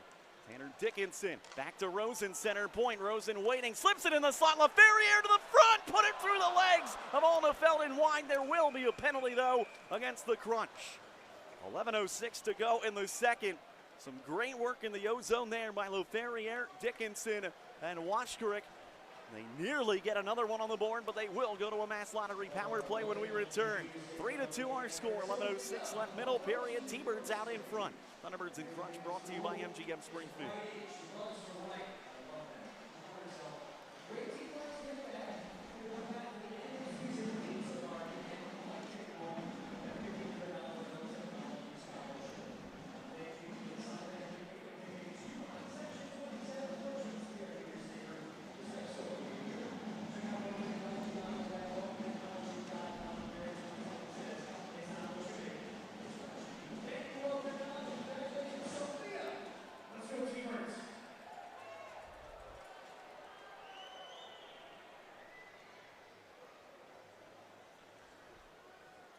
.06 remaining, period two. The T-Birds holding the 3-2 lead on the Crunch and now heading to their second mass lottery power play of the evening, trying to restore what was a 2-goal lead when Jacob Vrana scored 30 seconds into this period, which at the time made it 3-1. Before Devontae Stevens got one back for Syracuse at 2:44.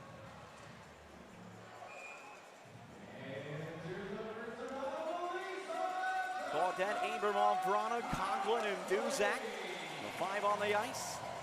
The T-Birds would love to reward the hard work by LaFerriere before the commercial. Conklin left side, the one-time cranker blocked. Getting in the way of that one was Max Crozier, and they'll send it all the way down the ice. Renko will leave it, and Conklin back to take over. Conklin dropping for Duzak. Duzak stretching the ice. Vrana deflects it into the right corner. Gaudette and Carlisle come together. Oh, Gaudette went down awkwardly to the end boards. Good to see him back to his skates, though. Puck does come to center. Conklin dealing with a linesman on this scene. T-Birds do regather the puck, though. Abramoff twisting back in the middle, finds Vrana. Vrana with a burst up the middle. Feeds on the left to Gaudette. Gaudette sends it down. Right circle for Duzak. Duzak back to point position. Conklin, his wrist shot deflected up and out of play.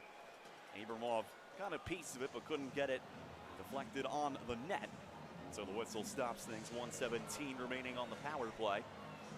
Quinn Schmieman in the box, by the way, for the hook.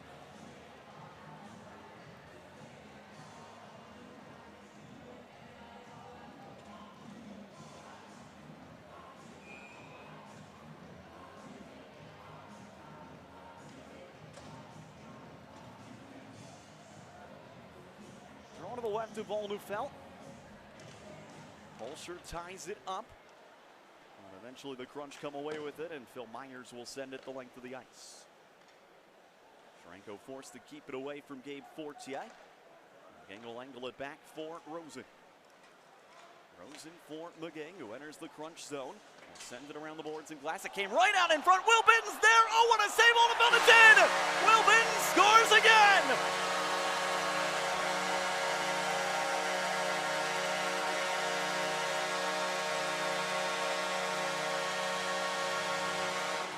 Well, when you're hot, you're hot. Will Bitten in the right place at the right time as that puck took a 45-degree turn off the corner glass.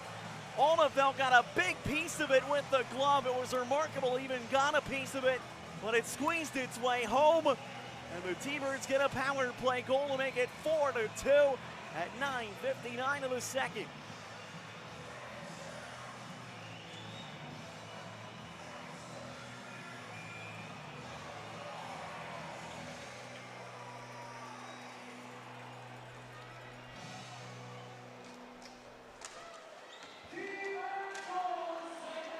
the T-Birds want to try to maintain the two-goal lead a bit longer as Will Bitton comes deep into the crunch zone. He collided a bit with Olnefelt, and then Carlisle didn't like that treatment of his netminder very much. Will Bitton continues to remain engaged here.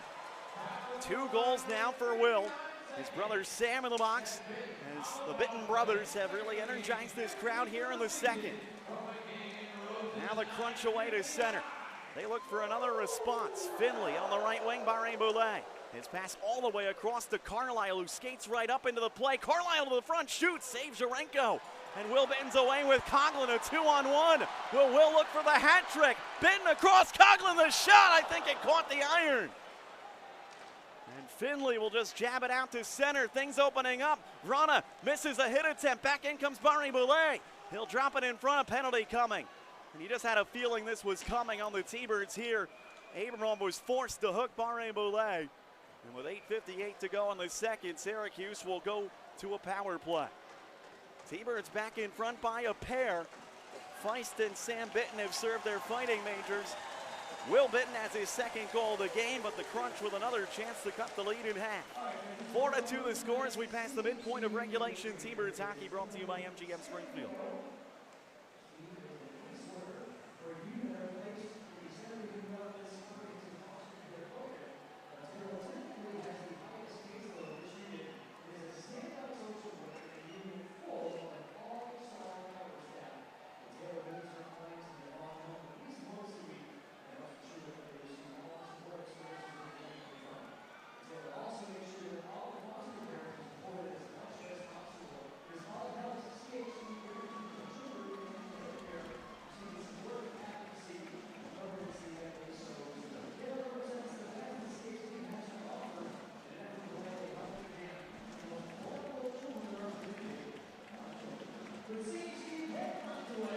.58 remaining second period. The Curry Honda penalty kill back to work for the T-Birds. The Crunch scored on their first power play.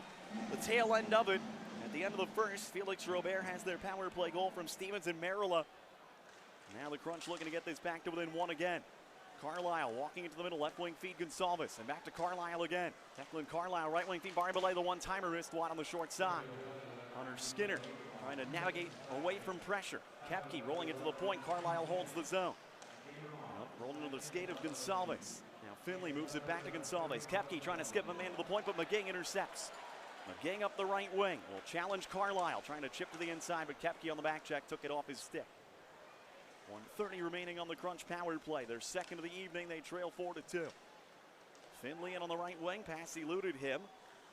Coughlin together with Barré-Boulet for the loose puck. A chance to clear for Rosen, but it's gloved down by Carlisle. On the left side, it's Kepke. Now Gonsalves, right in front of his own bench, gathers. Carlisle shadowed by LaFerriere. Gonsalves takes the feed. His pass in the slot a little bit behind Kepke. LaFerriere able to locate the rolling loose puck, and he'll send it all the way back down to Olnefelt. Here go Olnefelt, dangerously close to his own net before finally giving it up for Max Crozier. Crozier will lead the rush. Crozier drops it on the slingshot for Ilya Usov. Now Merila over the right wing. Valtteri Merila. To the point, Crozier. D-to-D for Fortier. Gabe Fortier. Dodges Suzuki, feeds on the right wing Usov. Usov with a man in the bumper, feeds in low. It rolled past Merila, and off the end boards it comes to Jarenko's side of his net, and he'll gladly stop play and give his team a chance to change with 38 seconds remaining on the power play. 7:36 to go in period number 2. Shots are relatively close in the game. 25 for Syracuse, 19 for the T-Birds.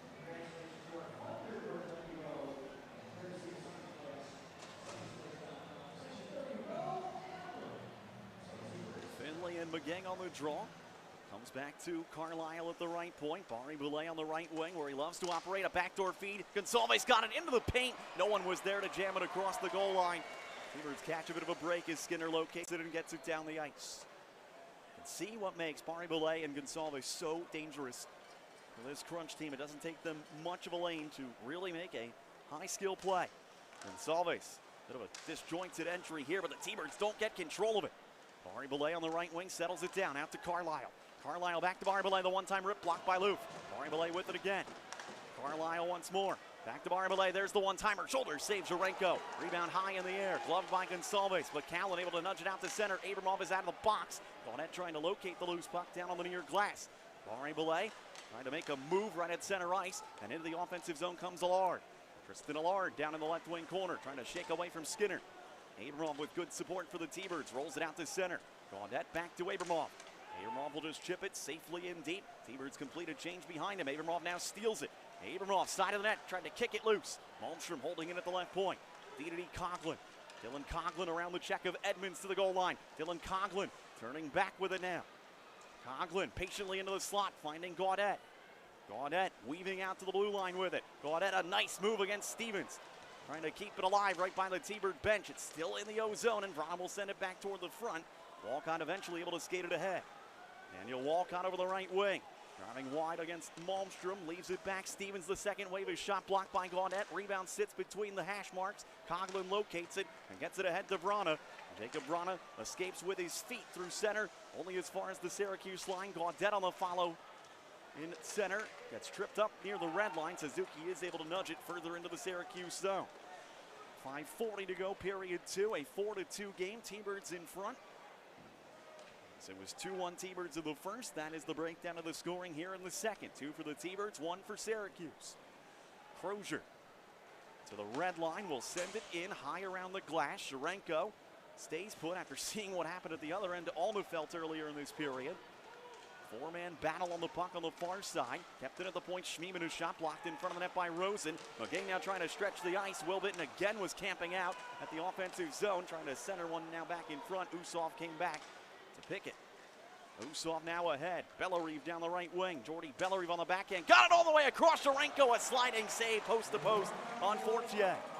Fortier now trying to roll it into the slot. Diving is Duzak trying to kick it to center, and then he tripped up Bellerive and a penalty coming. I don't think Duzak even realized he tripped Bellerive as he was trying to battle for the loose puck. It was a trip. Fans don't like it, but correct call made here, and the Crunch are going to go back to the power play. 4:52 remaining in the second, and Gaudet's going to work referee Jonathan Daniels. He thought he was tripped in the neutral zone in a similar puck battle. But the Syracuse power play when we return, under 5 minutes to play in the second. Springfield still holding a 2-goal lead. Thunderbirds hockey brought to you by MGM Springfield.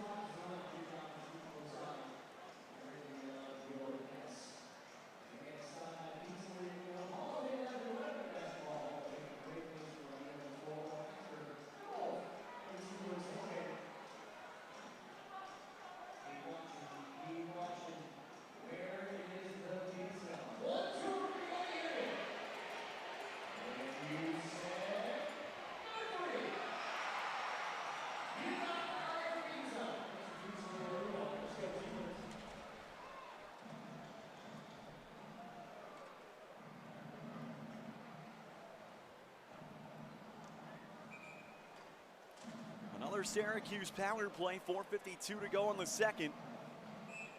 Springfield leading in the game 4-2, but they've had to play quite a bit on the shorthanded side of things in the later stages of this period. McGinn wins the faceoff. Leo Loof hard around, but misses Callan on the dump out pass attempt. Gonsalves to the point. Carlisle. Declan Carlisle in the slot, locates Kepke now. Barbalay the one-timer. Save made Jurenko. Jurenko has been really good on these lateral movement saves this weekend.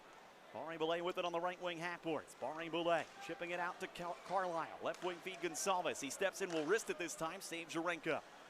Skinner after the loose puck on the far side of the ice, and he powers his way through a check to push it all the way down the ice. That is some tough work by Hunter Skinner. 1:25 remaining on the penalty time to Joey Duzak, who's off for tripping. Gonsalves for Barbalay. They navigate the Springfield line. Finley rolls it in deep. Coughlin to it first. Rosen there supporting. Rosen and Gonsalves battling for a loose puck. Finley eventually comes free with it. Gonsalves to the point. Carlisle from straight away. Barbalay on the right wing has control of it. Trying to slip it into the slot. Deflected over the net by Kepke. Was tightly marked by Rosen. Rosen freeing it up for Coughlin. And he'll airmail it all the way down. 50 seconds to go on the Syracuse power play. 3:35 to go, second period. Carlisle starts his way to center, leaving back for Usov.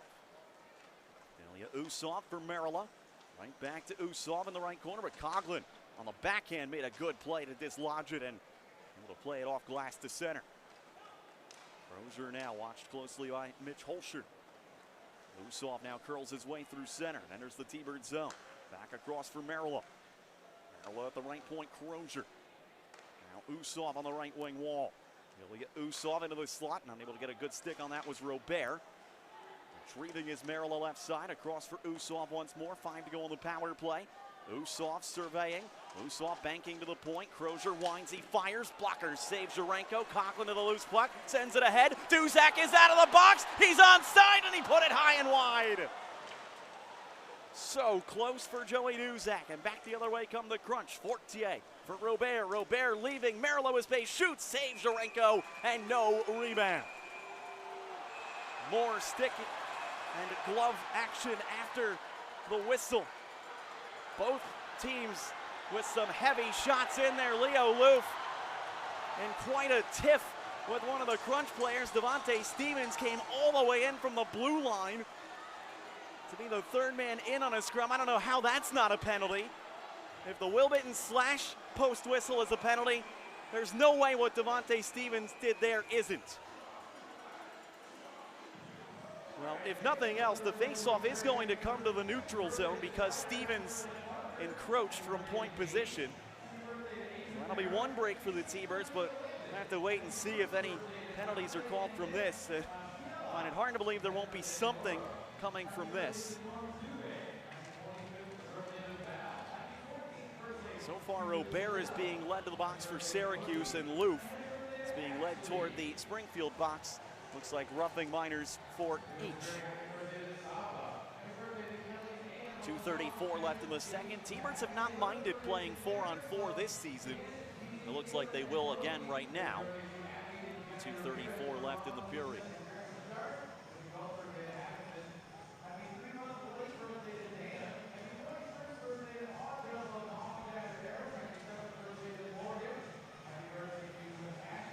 As I suspected, the draw does come to neutral ice. Kachuk puts out Abramov, Vrana, Duzak, and Rosen for 4-on-4 play. The Cruncher countering with Mari Belay, Finley, Stevens, and Myers. And again, I'm not sure how Devontae Stevens is the one who avoids penalties out of that scrum for Syracuse. Well, we play on. So man off for both teams, and 4-on-4 play begins with Stevens in control. He scored the Crunch goal in this period. And he'll send Myers to center. Myers to the T-Bird line. Fumbles the rolling puck. Barry Boulay whips it cross ice. Finley couldn't gather it cleanly. Vrana breaks the other way with Abramov. Could be a 2-on-1. Vrana centering. Abramov in. Shoots. He scores!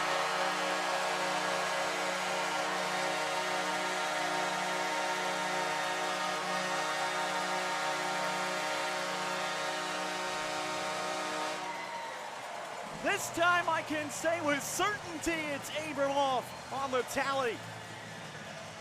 T-Birds now have scored 7 4-on-4 goals this season, only one for their opposition. They do love 4-on-4, and the lead is 5-2.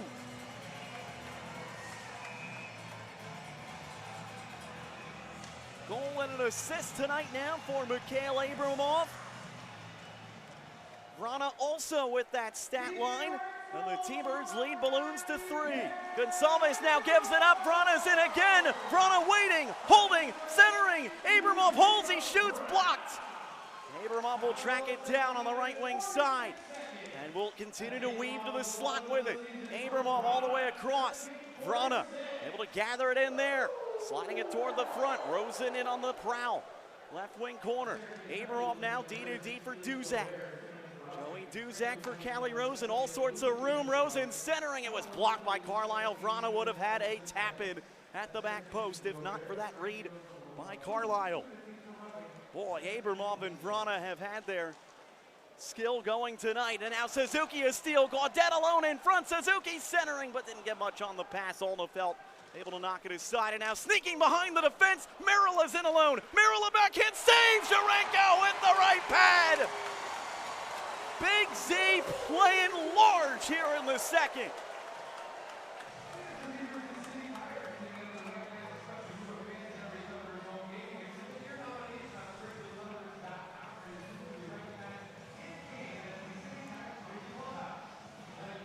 follow him into the right of Sharenko, who's getting his second straight start in as many nights and making a profit out of his head coach tonight. He has been splendid this whole weekend. No, he took the loss last night, but he was just terrific in that game against Charlotte. Now LaFerriere from his own goal line. 30 seconds left in 4-on-4. T-Birds might want to petition to make 4-on-4 the regular strength of play. They have dominated 4-on-4 this year to the tune of a +6. Tyson Feist now from behind his net. Play it indirectly ahead for Merilla. Feist will now have to retrieve it behind his goal line. Will Bitten looking to flush him out. Feist changes direction. 35 seconds left in the second. Loof and Robert have returned to action. It's 5-on-5 again. Stevens in no real hurry from behind his net to start up the ice. Dante Stevens up ahead in the feet of Edmonds. Amazed he even corralled that pass and got it deep into Springfield ice. Rosenhart around Will Bitten. Will jab it towards center, and it does come out across the blue line. 10 seconds to go in the period. Will Bitten taking a look up ice. Will feed Malmstrom. Malmstrom down the left wing. Chips it around his man. Pursues it in deep. Schmiemann will play it back up the wall. The period will come to a close.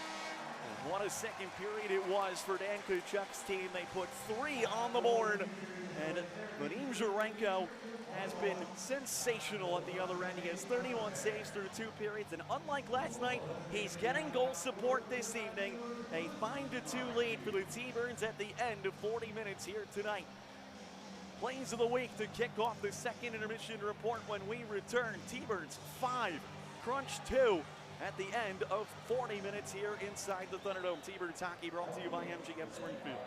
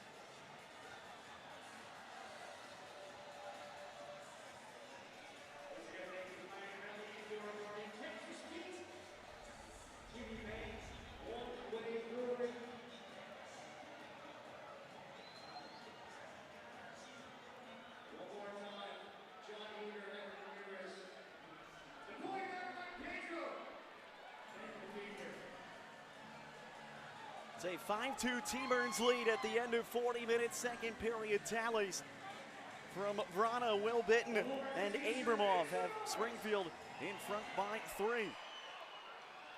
As we take a pause here in the second intermission, we go back to Nick Nollenberger in San Jose with the AHL Plays of the Week.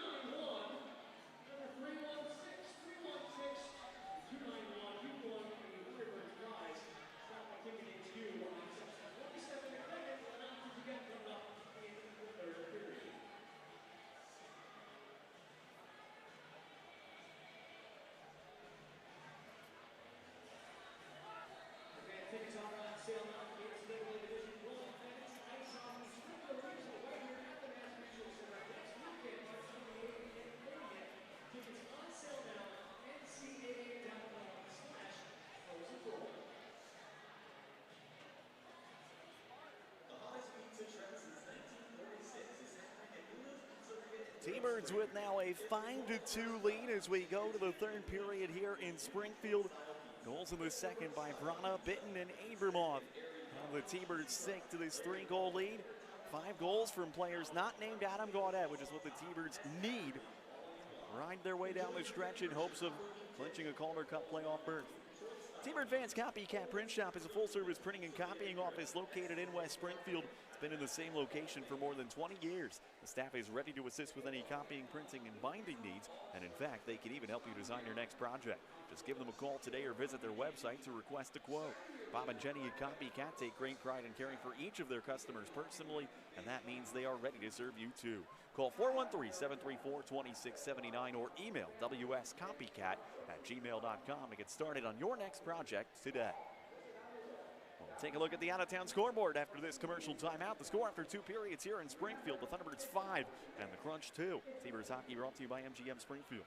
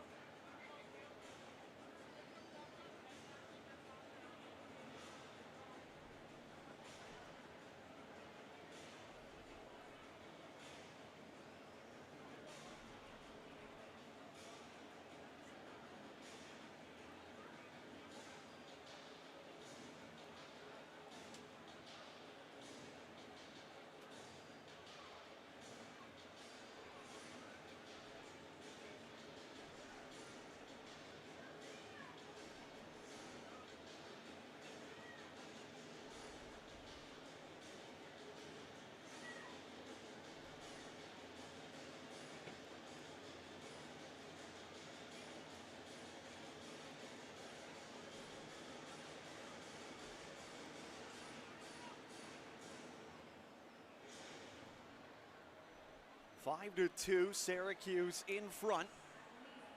Or the T-Birds in front, I should say. Jeez, not going to be met kindly from our fans for that one. T-Birds up 5-2, reiterating. Here in the second intermission, 3 goals in the second for Springfield from Vrana, Will Bitten, and Mikhail Abramoff. Will Bitten with 2 goals on the night. A goal and an assist each for Abramoff and Vrana, so that new look line has worked wonders for Dan Tkachuk here tonight. We now take a look at the referee fine grading out-of-town scoreboard. Scores of other games across the Eastern Conference and some games in the West underway as well. The news is good for the T-Birds in Allentown. The Bridgeport Islanders continue to lead 2-1 over the Phantoms as they work their way toward the midpoint of the second. Ruslan Ishakov has broken a 1-1 tie in that game for the Isles. Other scores. Finals earlier today, Tucson 3-1 winners in San Jose over the Barracuda. The Utica Comets complete a 3-0 win over the Wilkes-Barre Scranton Penguins, a 39-save shutout for Akira Schmid of the Comets in that game. The T-Birds looking to gain ground on multiple teams in the Atlantic. The Hershey Bears a 1-0 lead over Cleveland as they go to the third. Matt Strome with a goal for a second straight night, leading the Bears to that 1-goal cushion heading into the final frame. Iowa leading Chicago 1-0, end of 2. Henderson a 1-0 lead on the Milwaukee Admirals. That game also in the second intermission dressing room. Providence Bruins score twice on the power play in the second and take a 2-1 lead on the Charlotte Checkers. That game also at intermission. Grand Rapids Griffins off to a good start in Rockford tonight. They lead the IceHawks 2-0 at the end of the first. Two other games that were final earlier today. Toronto 5-1 winners at home over the Hartford Wolfpack. And the Manitoba Moose a 3-2 win over the Abbotsford Canucks. The only game yet to begin in the AHL tonight is in Palm Desert, California. Coachella Valley hosting the Texas Stars. Your out-of-town scoreboard update brought to you by Rafferty Fine Grading, New England's premier asphalt recycling company. More from the Thunderdome when we return. The T-Birds holding the 5-2 lead on the Crunch. T-Birds in Syracuse, brought to you by MGM Springfield.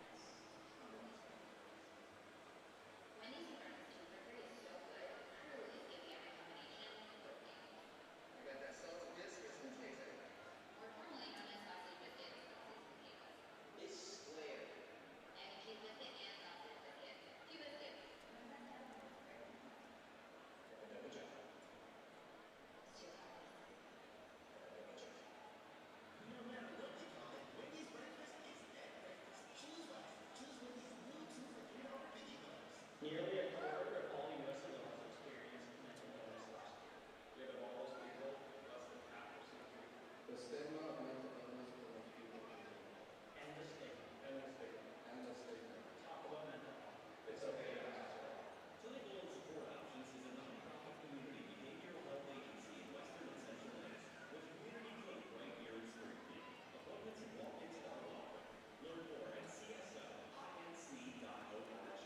CSOA.org.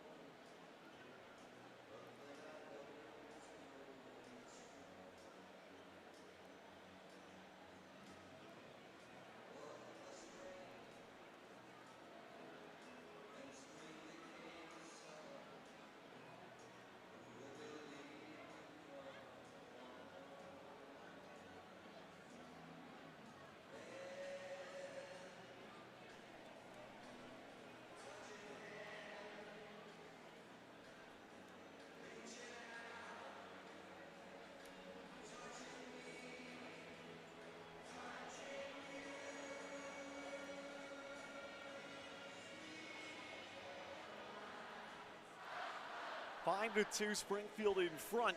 We're about 5 minutes away from period number 3 action here inside the Thunderdome between the T-Birds and the Crunch. Fans, the fine folks at Bates Fulham Insurance have been catering to the needs of Western Mass neighbors for 2 generations, ensuring that you can enjoy the peace of mind that comes from professional expertise, personalized service, and a proven commitment to protecting the customer. Bates Fulham offers a wide range of insurance and related financial products and services to suit the needs of both individuals and businesses. Whether you're seeking basic protection for your property, customized personal coverage for your family, or financial and health-related products for you or your business, a staff of highly trained professionals is eager to help. Call or stop by one of 3 area locations. Bates Fulham Insurance, a family-to-family business since 1954. After tonight, the T-Birds with only 3 home games remaining on their docket, and they hit the road for 6 consecutive road games after tonight, which includes a 3-game stop up north of the border in Toronto, Belleville, and Laval. Next time the T-Birds are back here on home ice, it's for another weekend 2-game set as they welcome in the Charlotte Checkers on the 13th of April, a Saturday night. Final matchup of the season between the T-Birds and the Checkers as Springfield looks to atone for the shutout win that Spencer Knight picked up last night in the 2-0 Charlotte triumph. Sunday, April 14th is also a home game for the T-Birds, the final 3:05 Sunday matinee of the season as they welcome in the Providence Bruins on Teacher Appreciation Day. It's also Boomer's birthday bash. Come see some mascots from the local area and be part of the fun. Tickets for the remaining T-Birds home games in the regular season available at SpringfieldThunderbirds.com. While you're there, look into a membership for the 2024-2025 season. Lock in your seats so you are never left outside the Thunderdome on one of these sold-out Friday and Saturday nights. Tickets information at SpringfieldThunderbirds.com. Period 3 on the way next. T-Birds 5 in the Crunch 2. Thunderbirds hockey presented by MGM Springfield.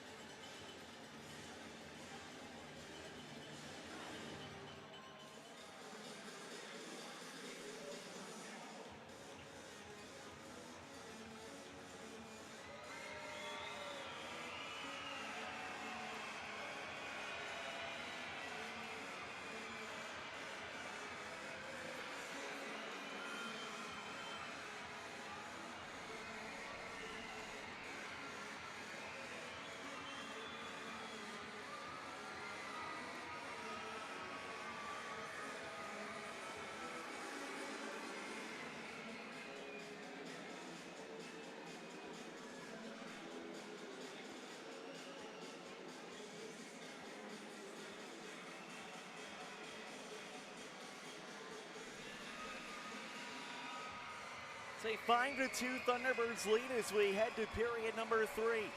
T-Birds in their home red jerseys are attacking left to right here in the final period. The road white with blue trim for the Crunch, who move from right to left. The T-Birds trying to make it 2 wins in 2 tries against Syracuse this season.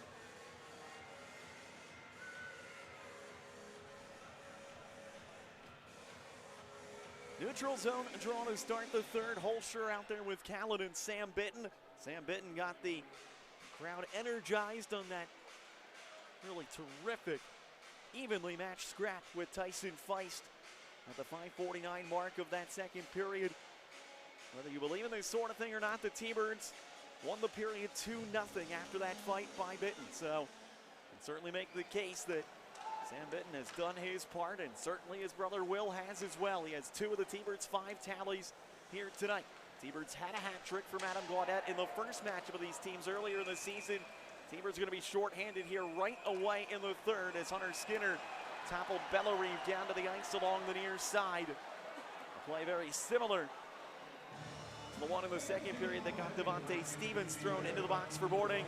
Skinner gets the same fate here in just 14 seconds into the third. The last thing the T-Birds needed to do was open the door for the Syracuse power play. Jonathan Daniels makes the call, and Syracuse goes back to the power play. Their 4th man advantage tonight. They are 1 for the prior 3. Skinner, who has played a key role on the PK for the T-Birds tonight, is forced to sit. I'm not too sure. I agree with the boarding distinction there. It was a push in the back. Wasn't right up against the boards, though. T-Birds are going to have to push on, though. Carlisle with it at the right point. Gonsalves from the left wing wall. Turning away from the stick of Callan. Carlisle returns to Gonsalves. Trying to force feed the front. It's gloved down by Coughlin. Callan backhands head to McGing. McGing will turn back at the red line by a little extra time. Callan now trying to work some 4 corners. Back to Coughlin. Coughlin will flutter it safely to center. McGing waits for it out by the red line. T-Birds will start a change. They'll get fresh forwards on the ice. 1:30 left on the Skinner penalty. Barry Belay now. Left wing feed was way behind Gonsalves. Those two are normally in much better connection than that. The Crunch have to restart. 1:20 remaining on the Skinner penalty now. As Carlisle starts it up. Leaving for Cole Koepke. Koepke with speed down the left wing. Koepke into the slot. Koepke weaving to the right wing side. Merrill. Lead for Barry Belay on the right wing. Alex Barry Belay out for Carlisle. Now Barry Belay again, right wing circle. Wristing it in low. Koepke centers. Finley one-timer. Save made. Jarenko on the rebound. Stashed wide by Koepke. Not sure how he missed the target. Looked like there was nothing but net for him to shoot at from that angle. Puck is now lodged in traffic along the near side. Washkrick just trying to keep it pinned. It finally is wrapped around to the right wing corner. Barry Belay in behind for Koepke. Koepke right back to Barry Belay, and now Carlisle out at the point. Returns Barry Belay against the wall right side. Barry Belay into the circle. Will look things over. Alex Barry Belay doesn't want to tee up the shot yet. Now centers it. It was loose in traffic. Finding it first and clearing the center is Washkrick. Coughlin took Koepke down to the ice to make sure if that was going to beat Jarenko, it was not going to be the result of anything Koepke did. 20 seconds remaining on the power play. Opening 2 minutes of the third. T-Birds ahead 5-2. Ilya Usov. Right wing entry feed, Merrill. Merrill trying to work it down deeper, but Luth knocked it down. Fortier now from the left point, lost his balance. He hits the deck. Suzuki on the backhand, jabs it ahead. Head to center comes Holscher. Skinner out of the box to join the play, but the T-Birds go offside at the Syracuse line, but they do successfully kill off that Syracuse power play bid, and the Crunch get only 1 shot on net on that man advantage. So good work by the Curry Honda penalty kill that time to keep it a 5-2 game. Abramoff, Wilbit, and Vrana jump onto the ice. This line that has really driven the offensive train for the T-Birds here tonight. They combined 4 goals and 6 points between the 3 of them.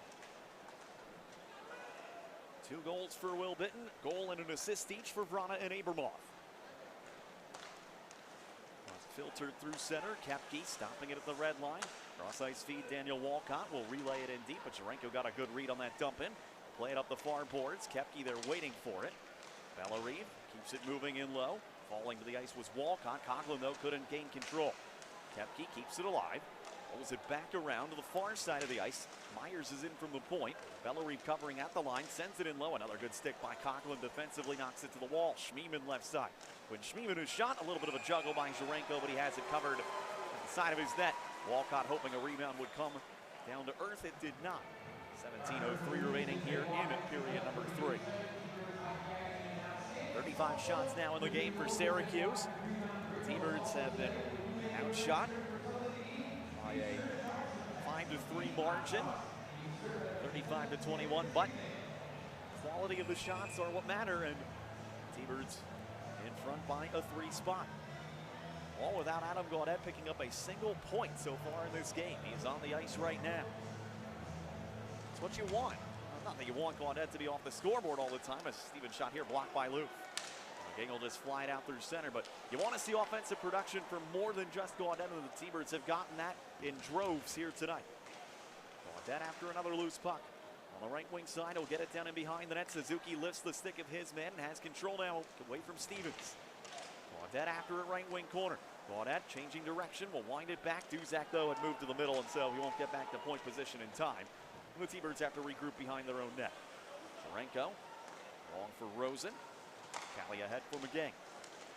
Here McGing turning and gaining some speed out of his own end, but he's poke checked. Finley knocks him down. Gonsalves is in now. Gonsalves across ice. Barry-Boulet dropping at Myers. The one-timer blocked up by Duzak into the end glass. Duzak has dropped his stick, but he made a key block there. T-Birds trying to just regain defensive posture. Schmiemann will hold in at the left point. Schmiemann down deeper. Duzak was able to get a new twig from the bench.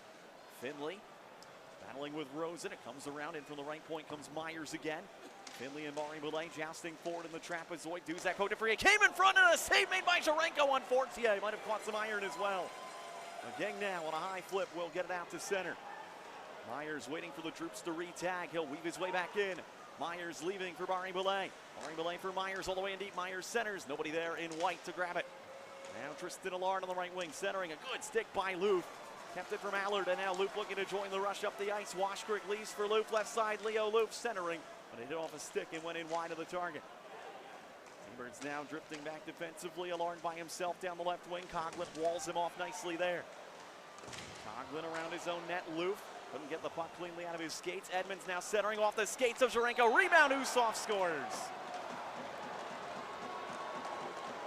Crunch not going away quietly tonight. Uzilia Usov picks up a loose puck off Jurenko's pad and finds a way to fire it home, and the Cruncher back within 2.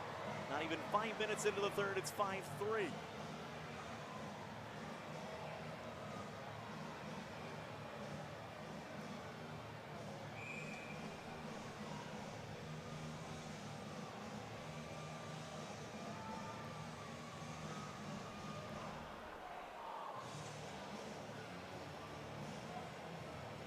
After the play, they're having the ice crew check on one of the dashers down in the corner, as I think one of the brackets came a little bit loose. Crunch get their 3rd goal of the night on their 38th shot of the evening. And clawed back to within 2 here in the 3rd on Ilya Usov's 6th goal of the season.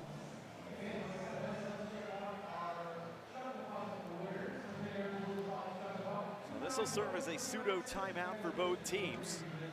Crunch have finally gotten back on the board after the T-Birds scored 2 unanswered in the back half of period number 2.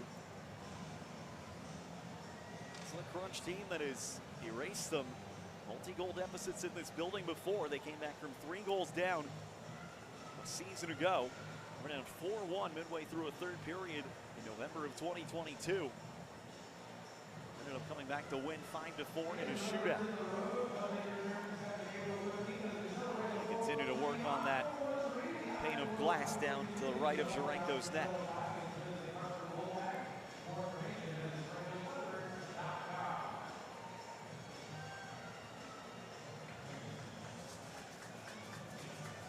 Well, as they tend to that, gives us time to take another look at the out-of-town scoreboard, as it's the time of year for scoreboard watching.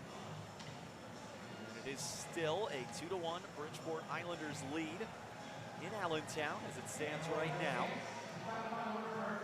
That game now in the 2nd intermission.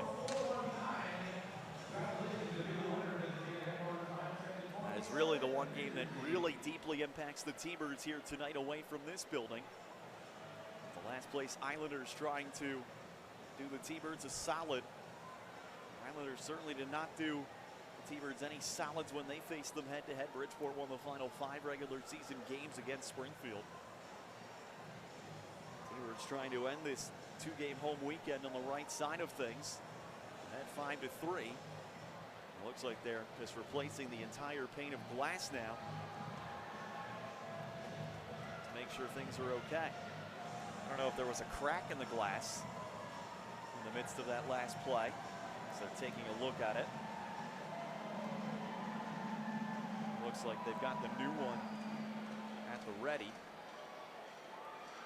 We're going to pause for 30 seconds and take a timeout. More from the Thunderdome when we return. The Crunch now back within 2. The T-Birds 5, Syracuse 3. Thunderbirds hockey brought to you by MGF Springfield.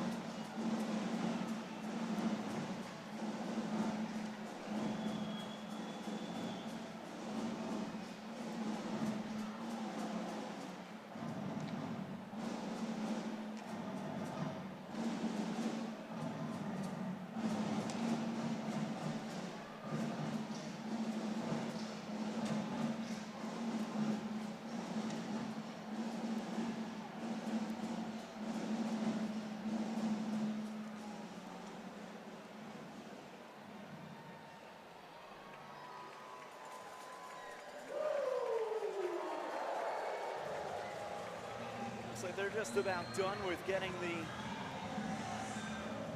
replacement glass pane and brackets against the end boards at the end of my left. Ilya Usov with a goal right before we went to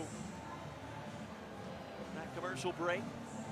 And 6th of the season at 4:46 of the third to get Syracuse back to within 2. It's a 5-3 game. Crunch have been a good third period team this year. They are now a +14 in goal differential in the final period this year. T-Birds, who for much of the first 2/3 of this season were a terrific third period team. It's not been the greatest period for them of late. You know, this is a Syracuse team that will not go quietly into the evening. See what that lengthy stoppage did. That might have actually come to the T-Birds' benefit as it gives them a chance to kind of settle down and calm any negative energies. Yes, the Crunch scored, but it's still a 2-goal cushion. Skinner up on the play, trying to jam it to the front. Will Bitton to a left side, shoots, just missed the net, looking for his hat trick. Skinner now right side, shooting, and that one might have been glanced off the arm of Alderfeld.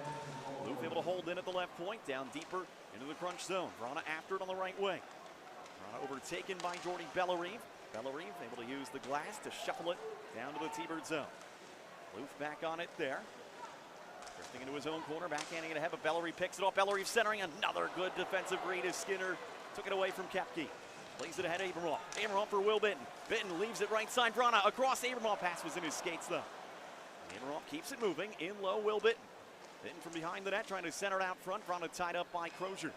Max Crozier will play it ahead, but Abramov was there to knock it down.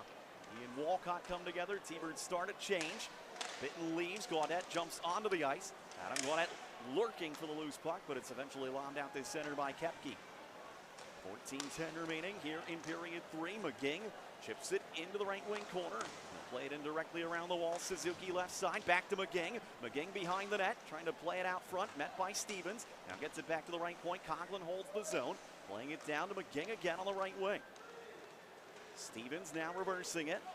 He eludes Crozier. Gaudet rinds him into the sidewall left side. Good work by Gaudet to keep it alive. Coughlin now with it right circle, stepping to the slot. Coughlin outside in with the move. Suzuki now slipping it in front. Nobody's there. Gaudet now with it in the slot, turns and shoots, deflected high and wide. Suzuki to it on the left wing. Keeps it going down to McGing again. McGing in the left corner. Good couple of shifts by the top 2 lines for the T-Birds here. They don't get any goal payoff yet, but it's a good way to kill some clock and much easier to defend a lead in the own zone than the D zone. And 7 minutes played here in the third. Devontae Stevens to the T-Bird line. Play it around the net.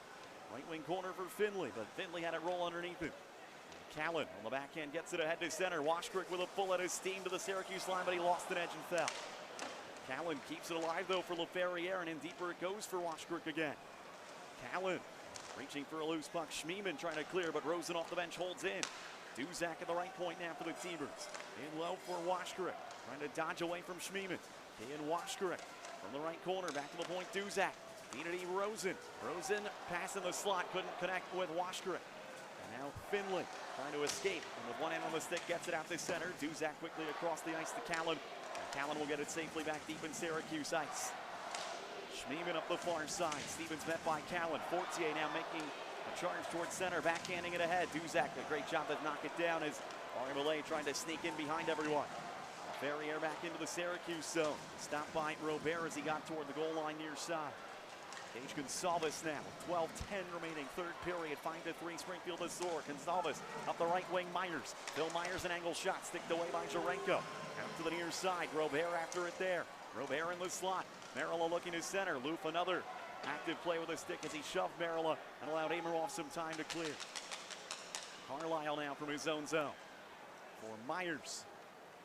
Myers flipping it through center. It missed everybody, and it'll be icing against Syracuse. 11:46 remaining here, third period.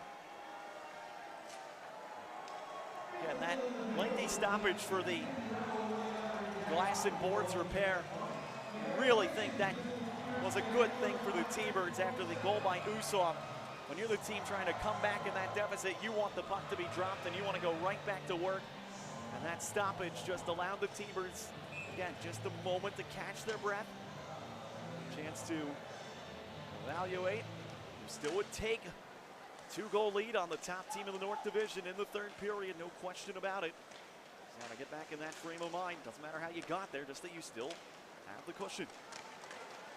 Maryland out through center, across the red line. His left wing feet skipped up and might have glanced off Gonsalves in the visor. There's jousting for the loose puck in center. Merilla and Dickinson nose to nose.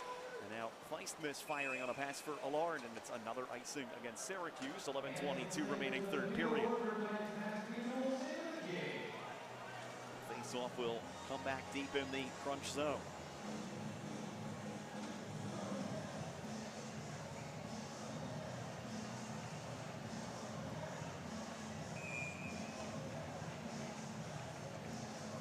Suzuki, McGing, and Gaudet back on the ice for the T-Birds. Suzuki wins the draw. Gaudet was ready to shoot, but it rolled on him. Rosen now firing from the point off of bodies and wide. Myers now trying to move away from pressure. McGing, though, from behind the net with it. Centers in front. Gaudet was open for a moment before Myers closed the lane. Merilla clears ahead to center. Rosen now from his own zone will send it ahead. McGing deflecting it inside the Syracuse zone. The T-Birds start the forecheck. Tyson Feist had his pass knocked down by McGing. McGing slides it forward. Suzuki in the right wing corner. Trying to skip it back to the point, but waiting for it was Edmonds. 3-on-2 maybe here for the crunch. Edmonds on the right wing. Usov trying to work his way around Rosen. They'll get Usov stopping on the right wing, looking for a trailer, but Rosen got his stick there to knock it down. Kept in at the line, though, by Stevens. Monte Stevens, DDD Max Crozier. Crozier looking for some space. Another keep in by Stevens. He'll wrist one into traffic. Deflection saves Jarenko. Rebound is still sitting there, and Duzak able to clear it away. And Suzuki up the near side will skate it to the red line and bank it in deep. Good work there by Suzuki to make sure he got the red line. T-Birds get a full change. About halfway home in the third. The crunch have now hit the 40-shot plateau. A trail 5-3. Stepping in is Koepke on the right wing. Skinner and Bellarine to the end glass together. Skinner.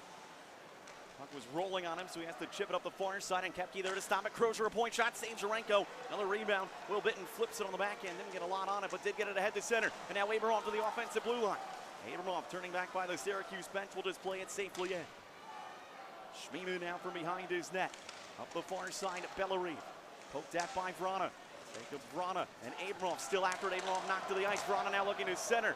Pass was knocked aside. That looked awfully similar to the hit. That was a penalty earlier in this period on Skinner, but play carries on. 9:30 to go in the third. Walcott up the right wing. Daniel Walcott dips the shoulder, circling the net. Wants to center, but couldn't get it through. Koepke on the right wing now spins it right through the blue paint. No one in white home for it. Carlisle in from the left point to keep it moving for the crunch. Now it's Finley around to Myers from the right point. Phil Myers down to the goal line with it around Loof. Phil Myers circling the offensive zone to the point. Carlisle, a one-time rip, blocked in front. Second try, Barry-Belay, stop made by Jarenko. Back in front it comes, and it'll make its way to the line. Carlisle race to keep it in. Skinner is laboring out in front of the net. Puck comes to the point. Barry-Belay holding in there. Left wing side, Carlisle. Carlisle centering off of Lufen wide. Finley now trying to bank it in. But Will Bitton takes over and will backhand it all the way down the ice. Washkrick getting on his horse. He wants to cancel icing, but he won't be able to. 8:48 remaining in the third. I believe they will grant Skinner the injury exemption and they'll allow him to change, but the other 4 T-Birds will not be able to.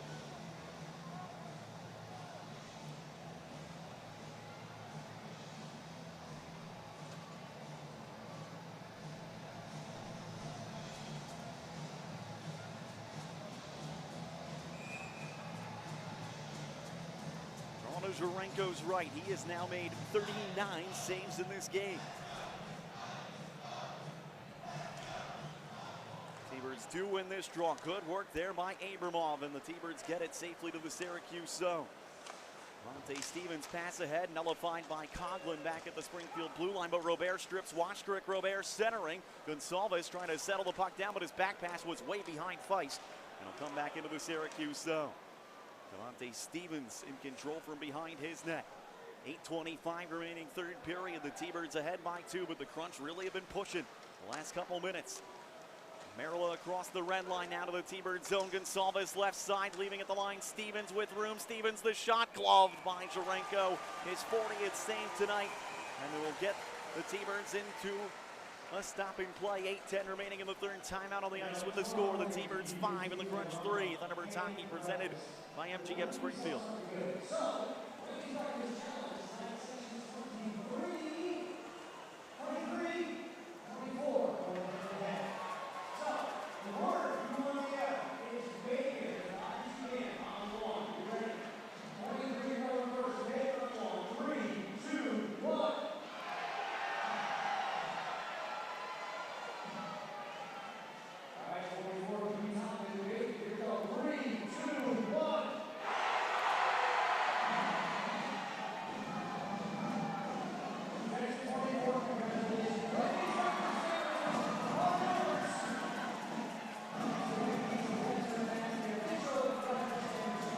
Remaining third period. A 5-3 lead for the T-Birds. Vadim Zarenko again has been busy. Again, he has answered the call.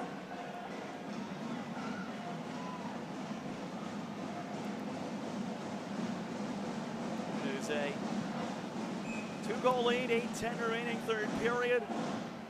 The Crunch have outshot the T-Birds here in the third, 10-1. It's not the ideal way to play. Up by 3 goals at the start of the period. Usov made it a 5-3 game. The Crunch have not been able to get any closer just yet.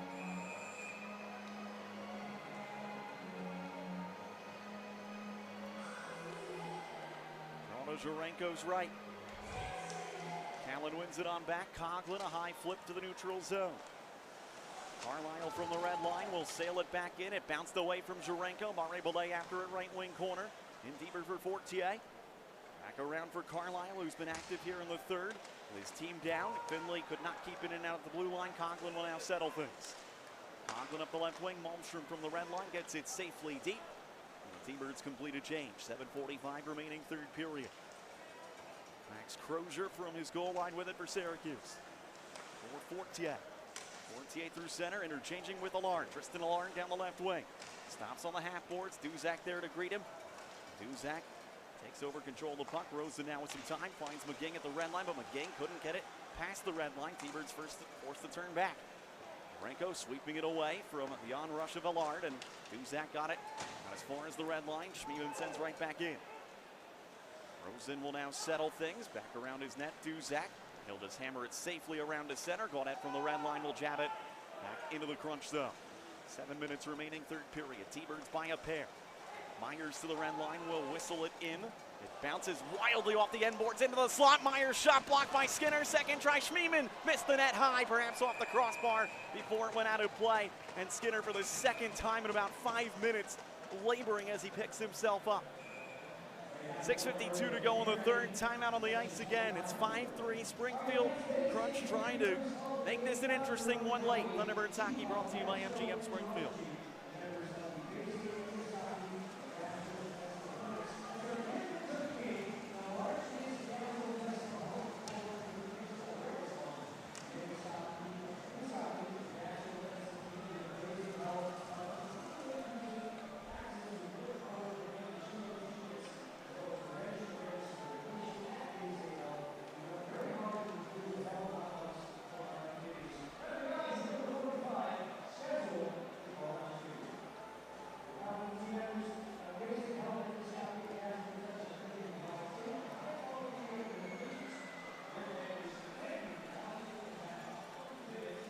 7 minutes to go, third period. The Crunch have carried a lot of the offensive play here in the third, but they only have one goal so far in the period to show for their efforts. Elliot Uson's goal at 4:46 made this a 5-3 game.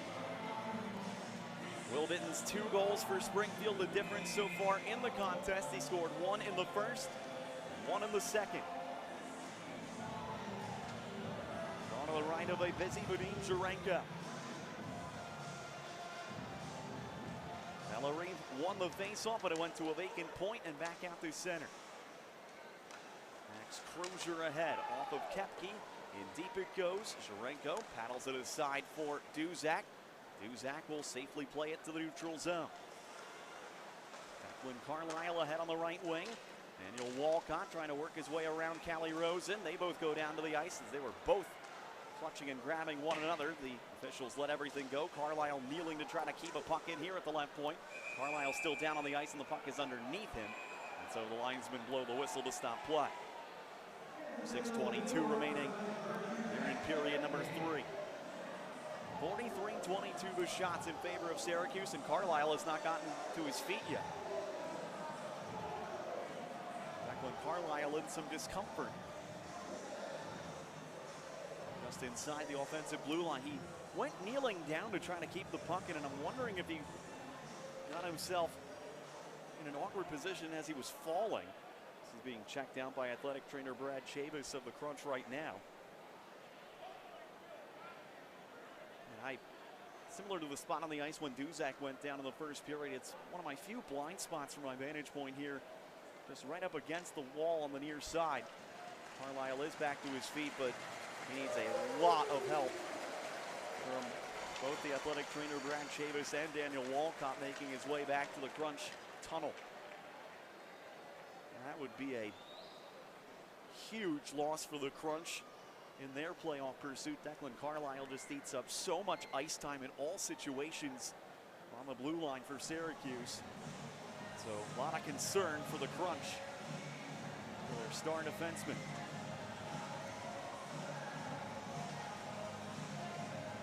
He needs a lot of help going down the tunnel. 6:22 remaining here in the third, and the draw is out in the neutral zone.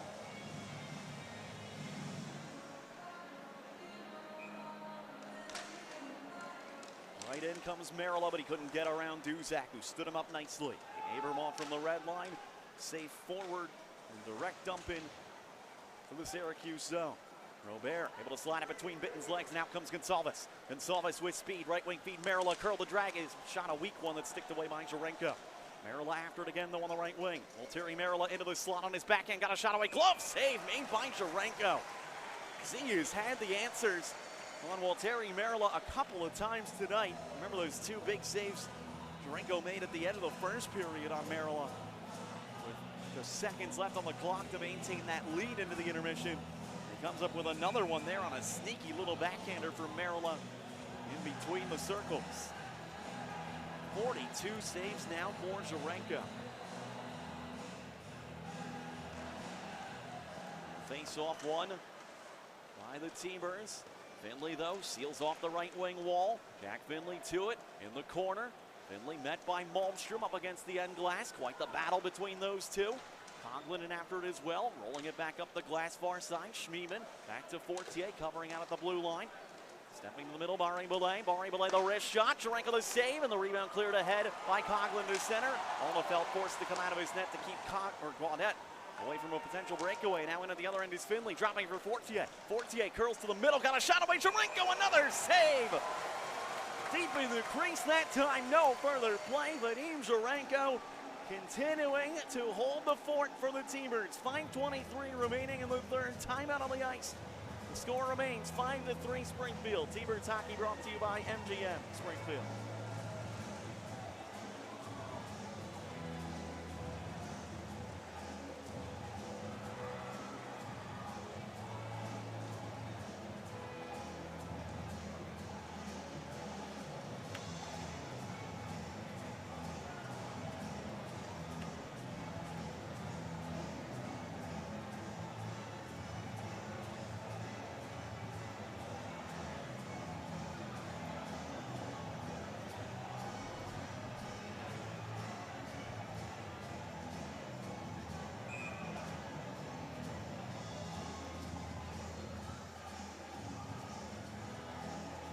Another night of heavy shot totals for the opposition. Vadim Zherenko and the T-Birds so far have held the fort. 44 saves for Zherenko. It's a 5-3 lead for Springfield. 5:23 left in regulation. Crunch have outshot the T-Birds here in the third period. 14-1. Draw deep in the Springfield zone. Alnefeld is going to start in between the hash marks, and if the Crunch win this faceoff, I believe Alnefeld's going to make a dash to the bench already. Joel Bouchard looking to be aggressive. He barks out the instructions to his goaltender, Alnefeld. Draw to the right of Zherenko, won by the Crunch, and there goes Alnefeld to the bench. 6-on-5 now for Syracuse, just over 5 minutes remaining. Gonzalez, left wing side, rolling it around to the right point, Barré-Bellet. Alex Barré-Bellet sending it in deeper. Skinner to the loose puck, up the near side, it comes to the line, but Crozier holds in, across for Barré-Bellet, his quick slapper, they score. Kepke on the redirection between the circles, and with 5:05 to play, it's a one-goal game.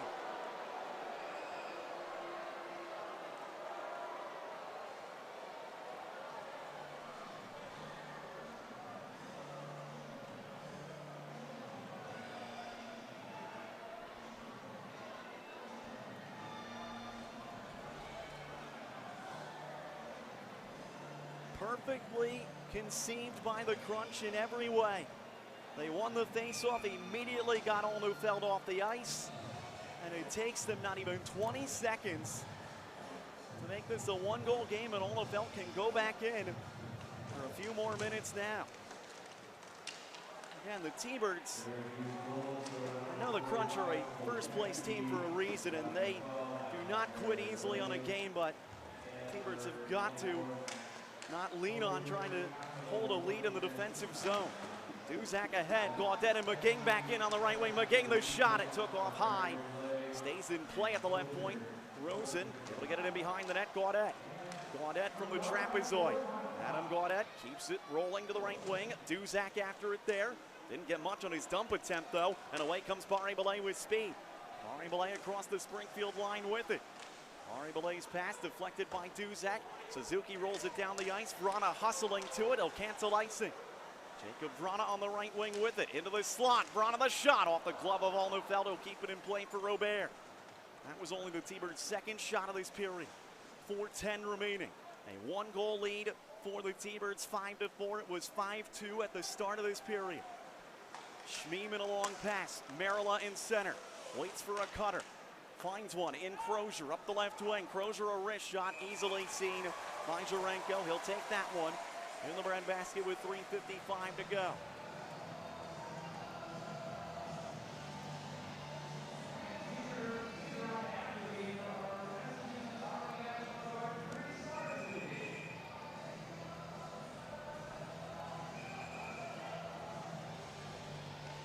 Draw will be to the right of the Springfield goaltender.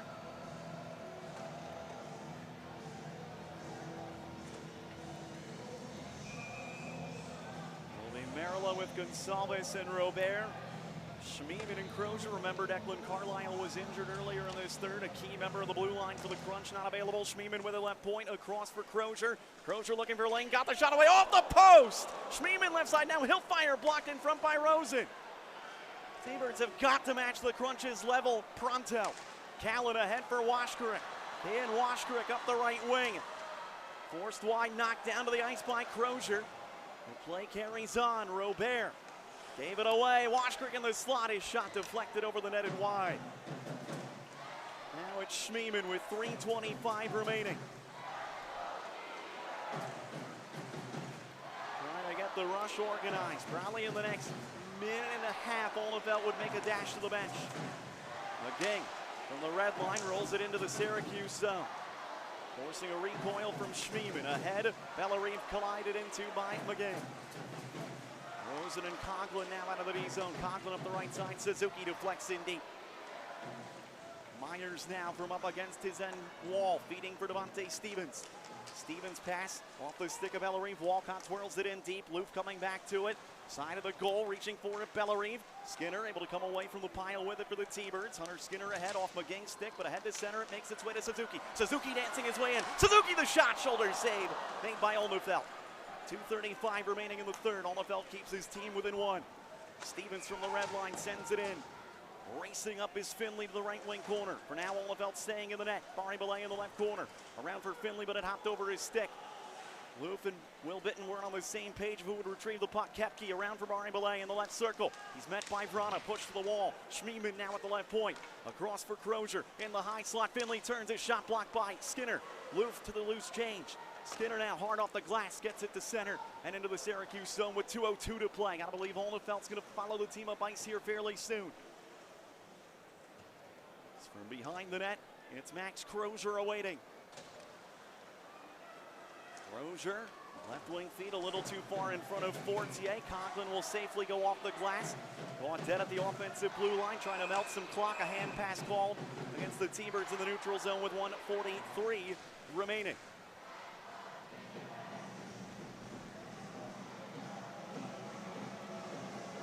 By the way, if you're wondering, it is still 2-1 Islanders in Allentown.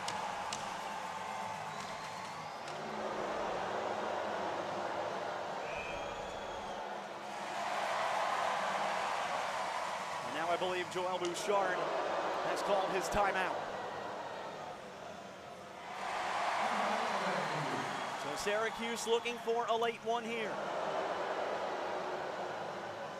Barry-Belay and Crozier got the assist on the goal by Kepke at 14:55, his 17th, which made it a 5-4 game here in the third. The Cruncher up to 49 shots in the game. They lost to the T-Birds in their first meeting, despite having 56 shots against the T-Birds that night in January. That night it was Malcolm Subban who was the T-Bird goaltender. Tonight it's Vadim Zherenko. And again, even though 4 have gotten past him, Vadim Zherenko has done 2 nights worth of work here in a single 60-minute game that still has 1:43 left in it.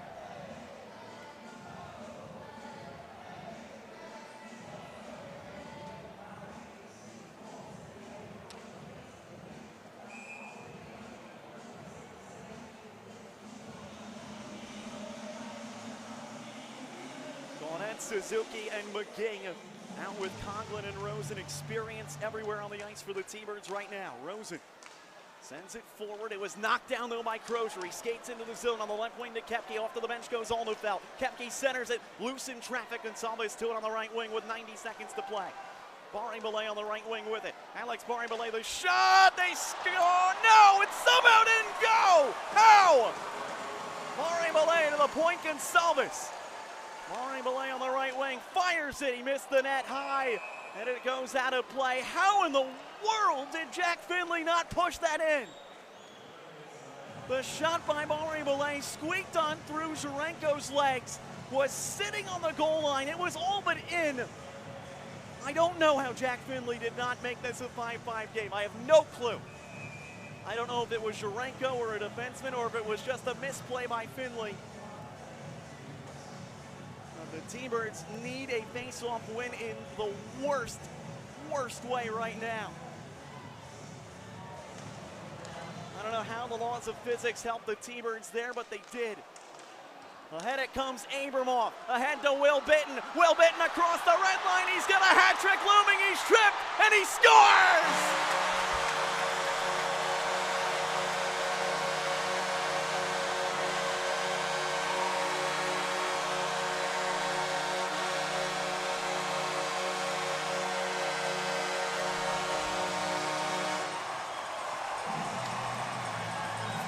Hat trick for Will Bitten since his 4-goal masterpiece in the playoffs in Laval. And after the T-Birds were millimeters away from disaster at their own end, Will Bitten has made it a 2-goal game with 1:01 remaining.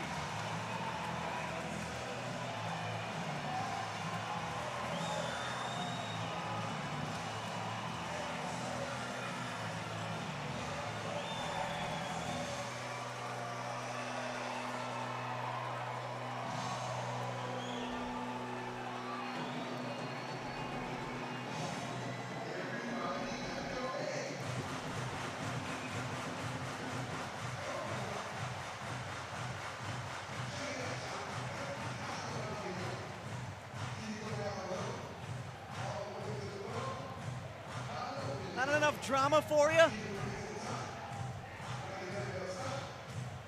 It's a 6-4 game with 1:01 to play.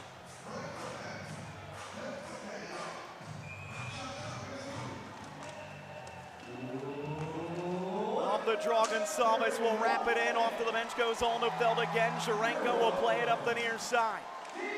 Kepke trying to keep it alive.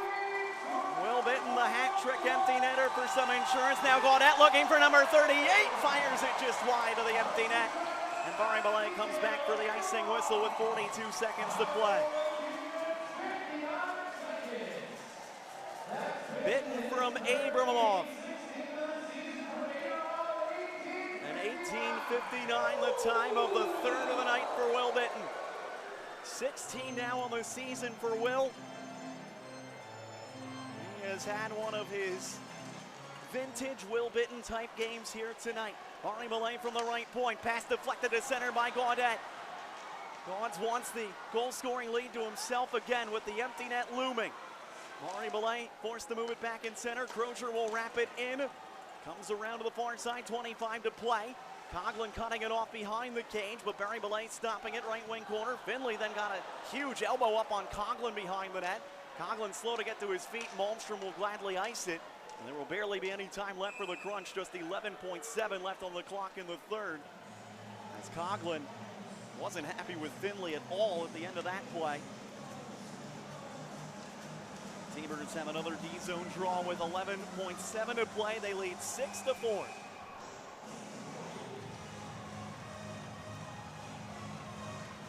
Allen ties up the face-off. Pulling it loose is Gonsalves. Angle shot punched away by Jurenko. Rebound Crozier. Shot blocked by Coughlin. Gaudet gloving down the loose puck. He doesn't get out of the zone. Gonsalves centering. Another save Jurenko. And time runs out. I believe it'll be 49 saves in the end for Vadim Jurenko. And the T-Birds survive by inches in the third period and defeat the Crunch 6-4. We'll wrap it up when we return. T-Birds hockey brought to you by MGM Springfield.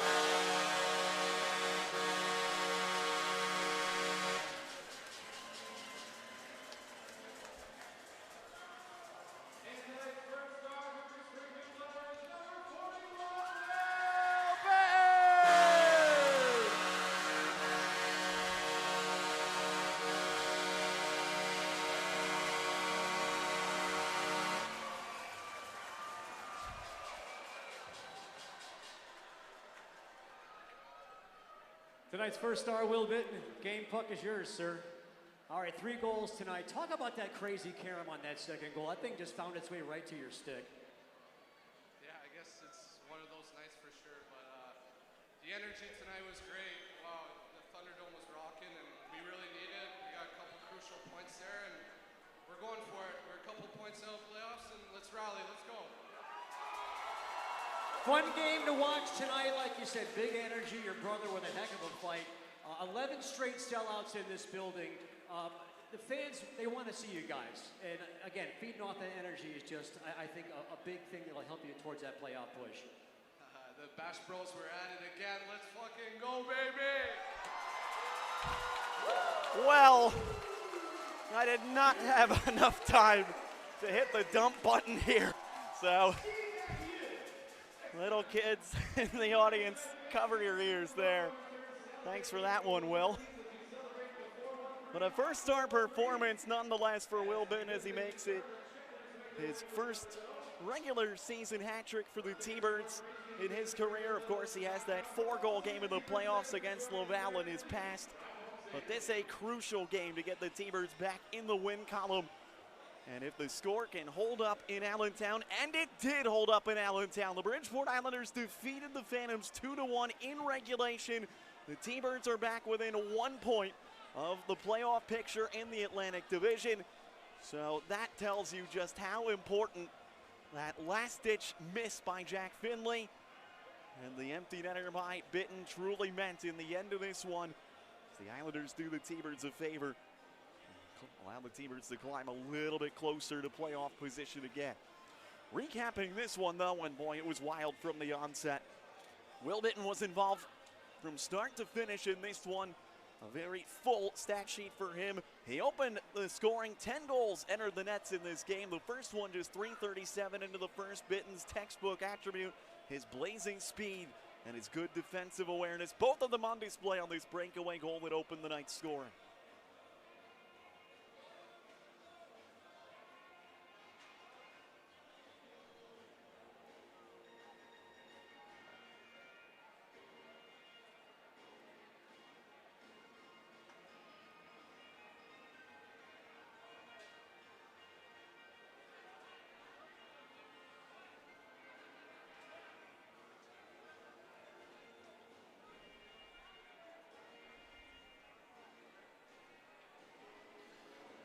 Fourteenth of the year for Bitton, and it was a 1-0 game. Felix Robert would get things even for Syracuse on a power play goal at 16:22 off the rush. He was, I believe, trying to hit Gage Gonsalves, crashing the net, but it went off a T-Bird defender and in.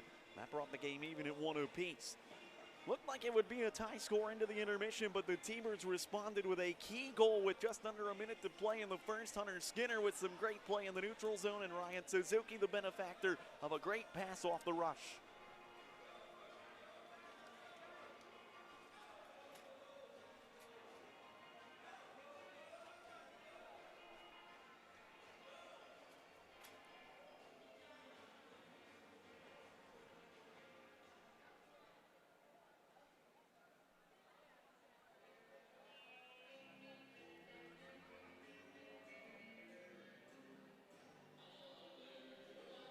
Tenth of the season for Ryan Suzuki. Skinner and McGing on the helpers. It was 2-1 T-Birds after the first.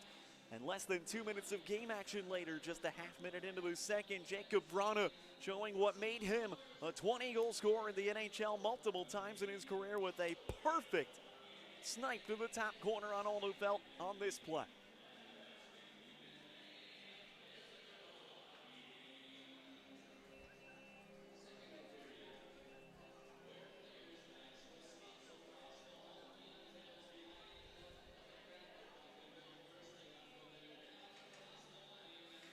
Vrana was a +4 by the end of this night. That goal made it 3-1, 30 seconds into the second. The crunch answered 2 minutes and 14 seconds later off another rush. Devontae Stevens cleaning up some loose change in between the circles, beating Jarenko on a turnaround bid in front. That made it a 3-2 score. T-Birds went to a power play, and right at about the midpoint of the second, Will Bitton talked about it downstairs with Kevin Johnson. Benefactor of a crazy bounce off the corner glass and off the side of the net. But when you're hot, and Will Bitton gave the T-Birds a 2-goal lead right back.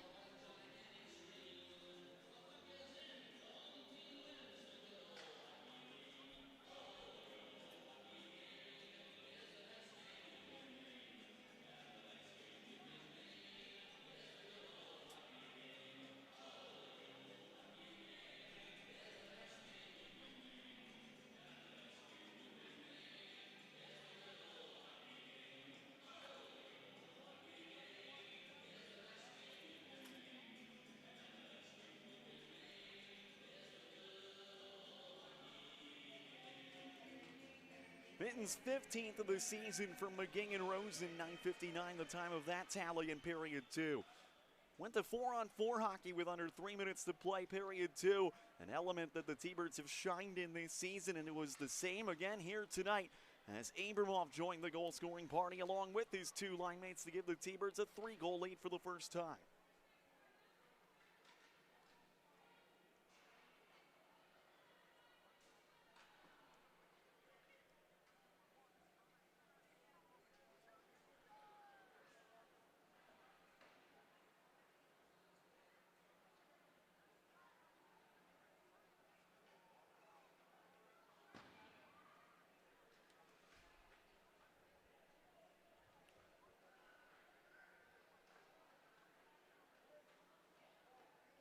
11th of the season for Abramov as he had a goal and 2 assists in this one and was a +3. That entire second line of Vrana.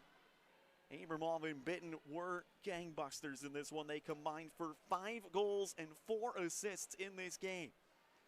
The T-Birds were not done at that point, and unfortunately, they were not done putting their fans through the ringer in the third period. Ilya Usov made it a 5-3 game at 4:46 of the third, crashing the net on a pass from Lucas Edmonds. At 14:55 with Hugo Aldenfeld already at the bench for an extra skater, Cole Koepke redirected an Alex Barre-Belay pass in the high slot in between the legs of Zherenko. That made it 5-4 with 5:05 to play. And then the crunch somehow, someway with Jack Finley on the doorstep and the puck rolling right across the goal line.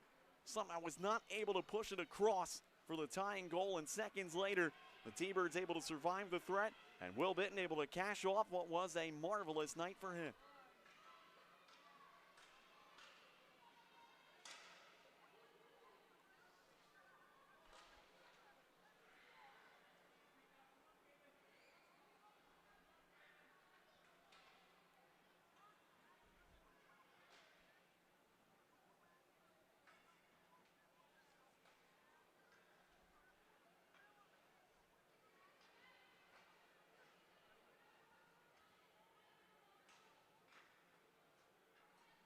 Abramov the assist on the empty netter for Bitten that makes the game on the box score look like it was a lot less stressful. A 6-4 win for the T-Birds.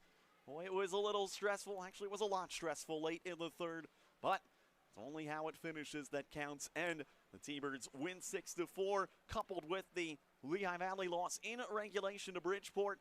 The T-Birds are back within 1 point of the final playoff spot in the Atlantic Division. And again, after things felt so bleak after the way last night ended for the T-Birds and after the way Wednesday went in Allentown, all of a sudden in the span of one night, the entire mentality and psyche is different in a positive light for the T-Birds.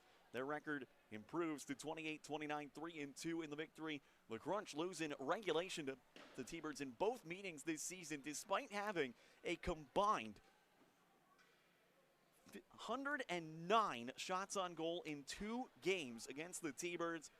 Springfield's net minding, allowing in those games only 6 goals on those 109 shots.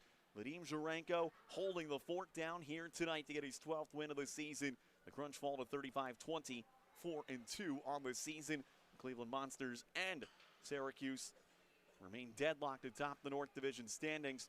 The Monsters, by the way, earlier tonight were facing the Hershey Bears, and they fell 5-0 to the Bears, so no change atop the North Division leaderboard right now. T-Birds, of course, not concerning themselves with the North. All that matters right now is trying to find your way back to the top 6 in the Atlantic. That's all for us here tonight from the Thunderdome. What a wild one it was, and the sellout crowd certainly was put through the emotional ringer in every way, shape, and form. John Heater and Efren Ramirez, by the way, are still in the building celebrating downstairs with the team post-game. I think that was a fun night for them, or what? That was Efren Ramirez. You might have heard screaming in the background down at ice level. What an energy-packed place this was tonight. 6-4 in the final. The T-Birds come out on top. I want to thank my board operator, Katie, across the street in the studios. The T-Birds survive this one. 6-4 against the Crunch. We are back on the air with you from Hartford next Friday night to begin a 2-game weekend set for the T-Birds in Hartford on Friday, in Utica for a 5 o'clock late afternoon matinee on Saturday. We'll have coverage right here on News Radio 560 WHYN and AHL TV as usual. Until next time, Ryan Smith bidding you a good night and good hockey from downtown Springfield. T-Birds win this one by a final count of 6-4. T-Birds hockey has been presented by MGM Springfield.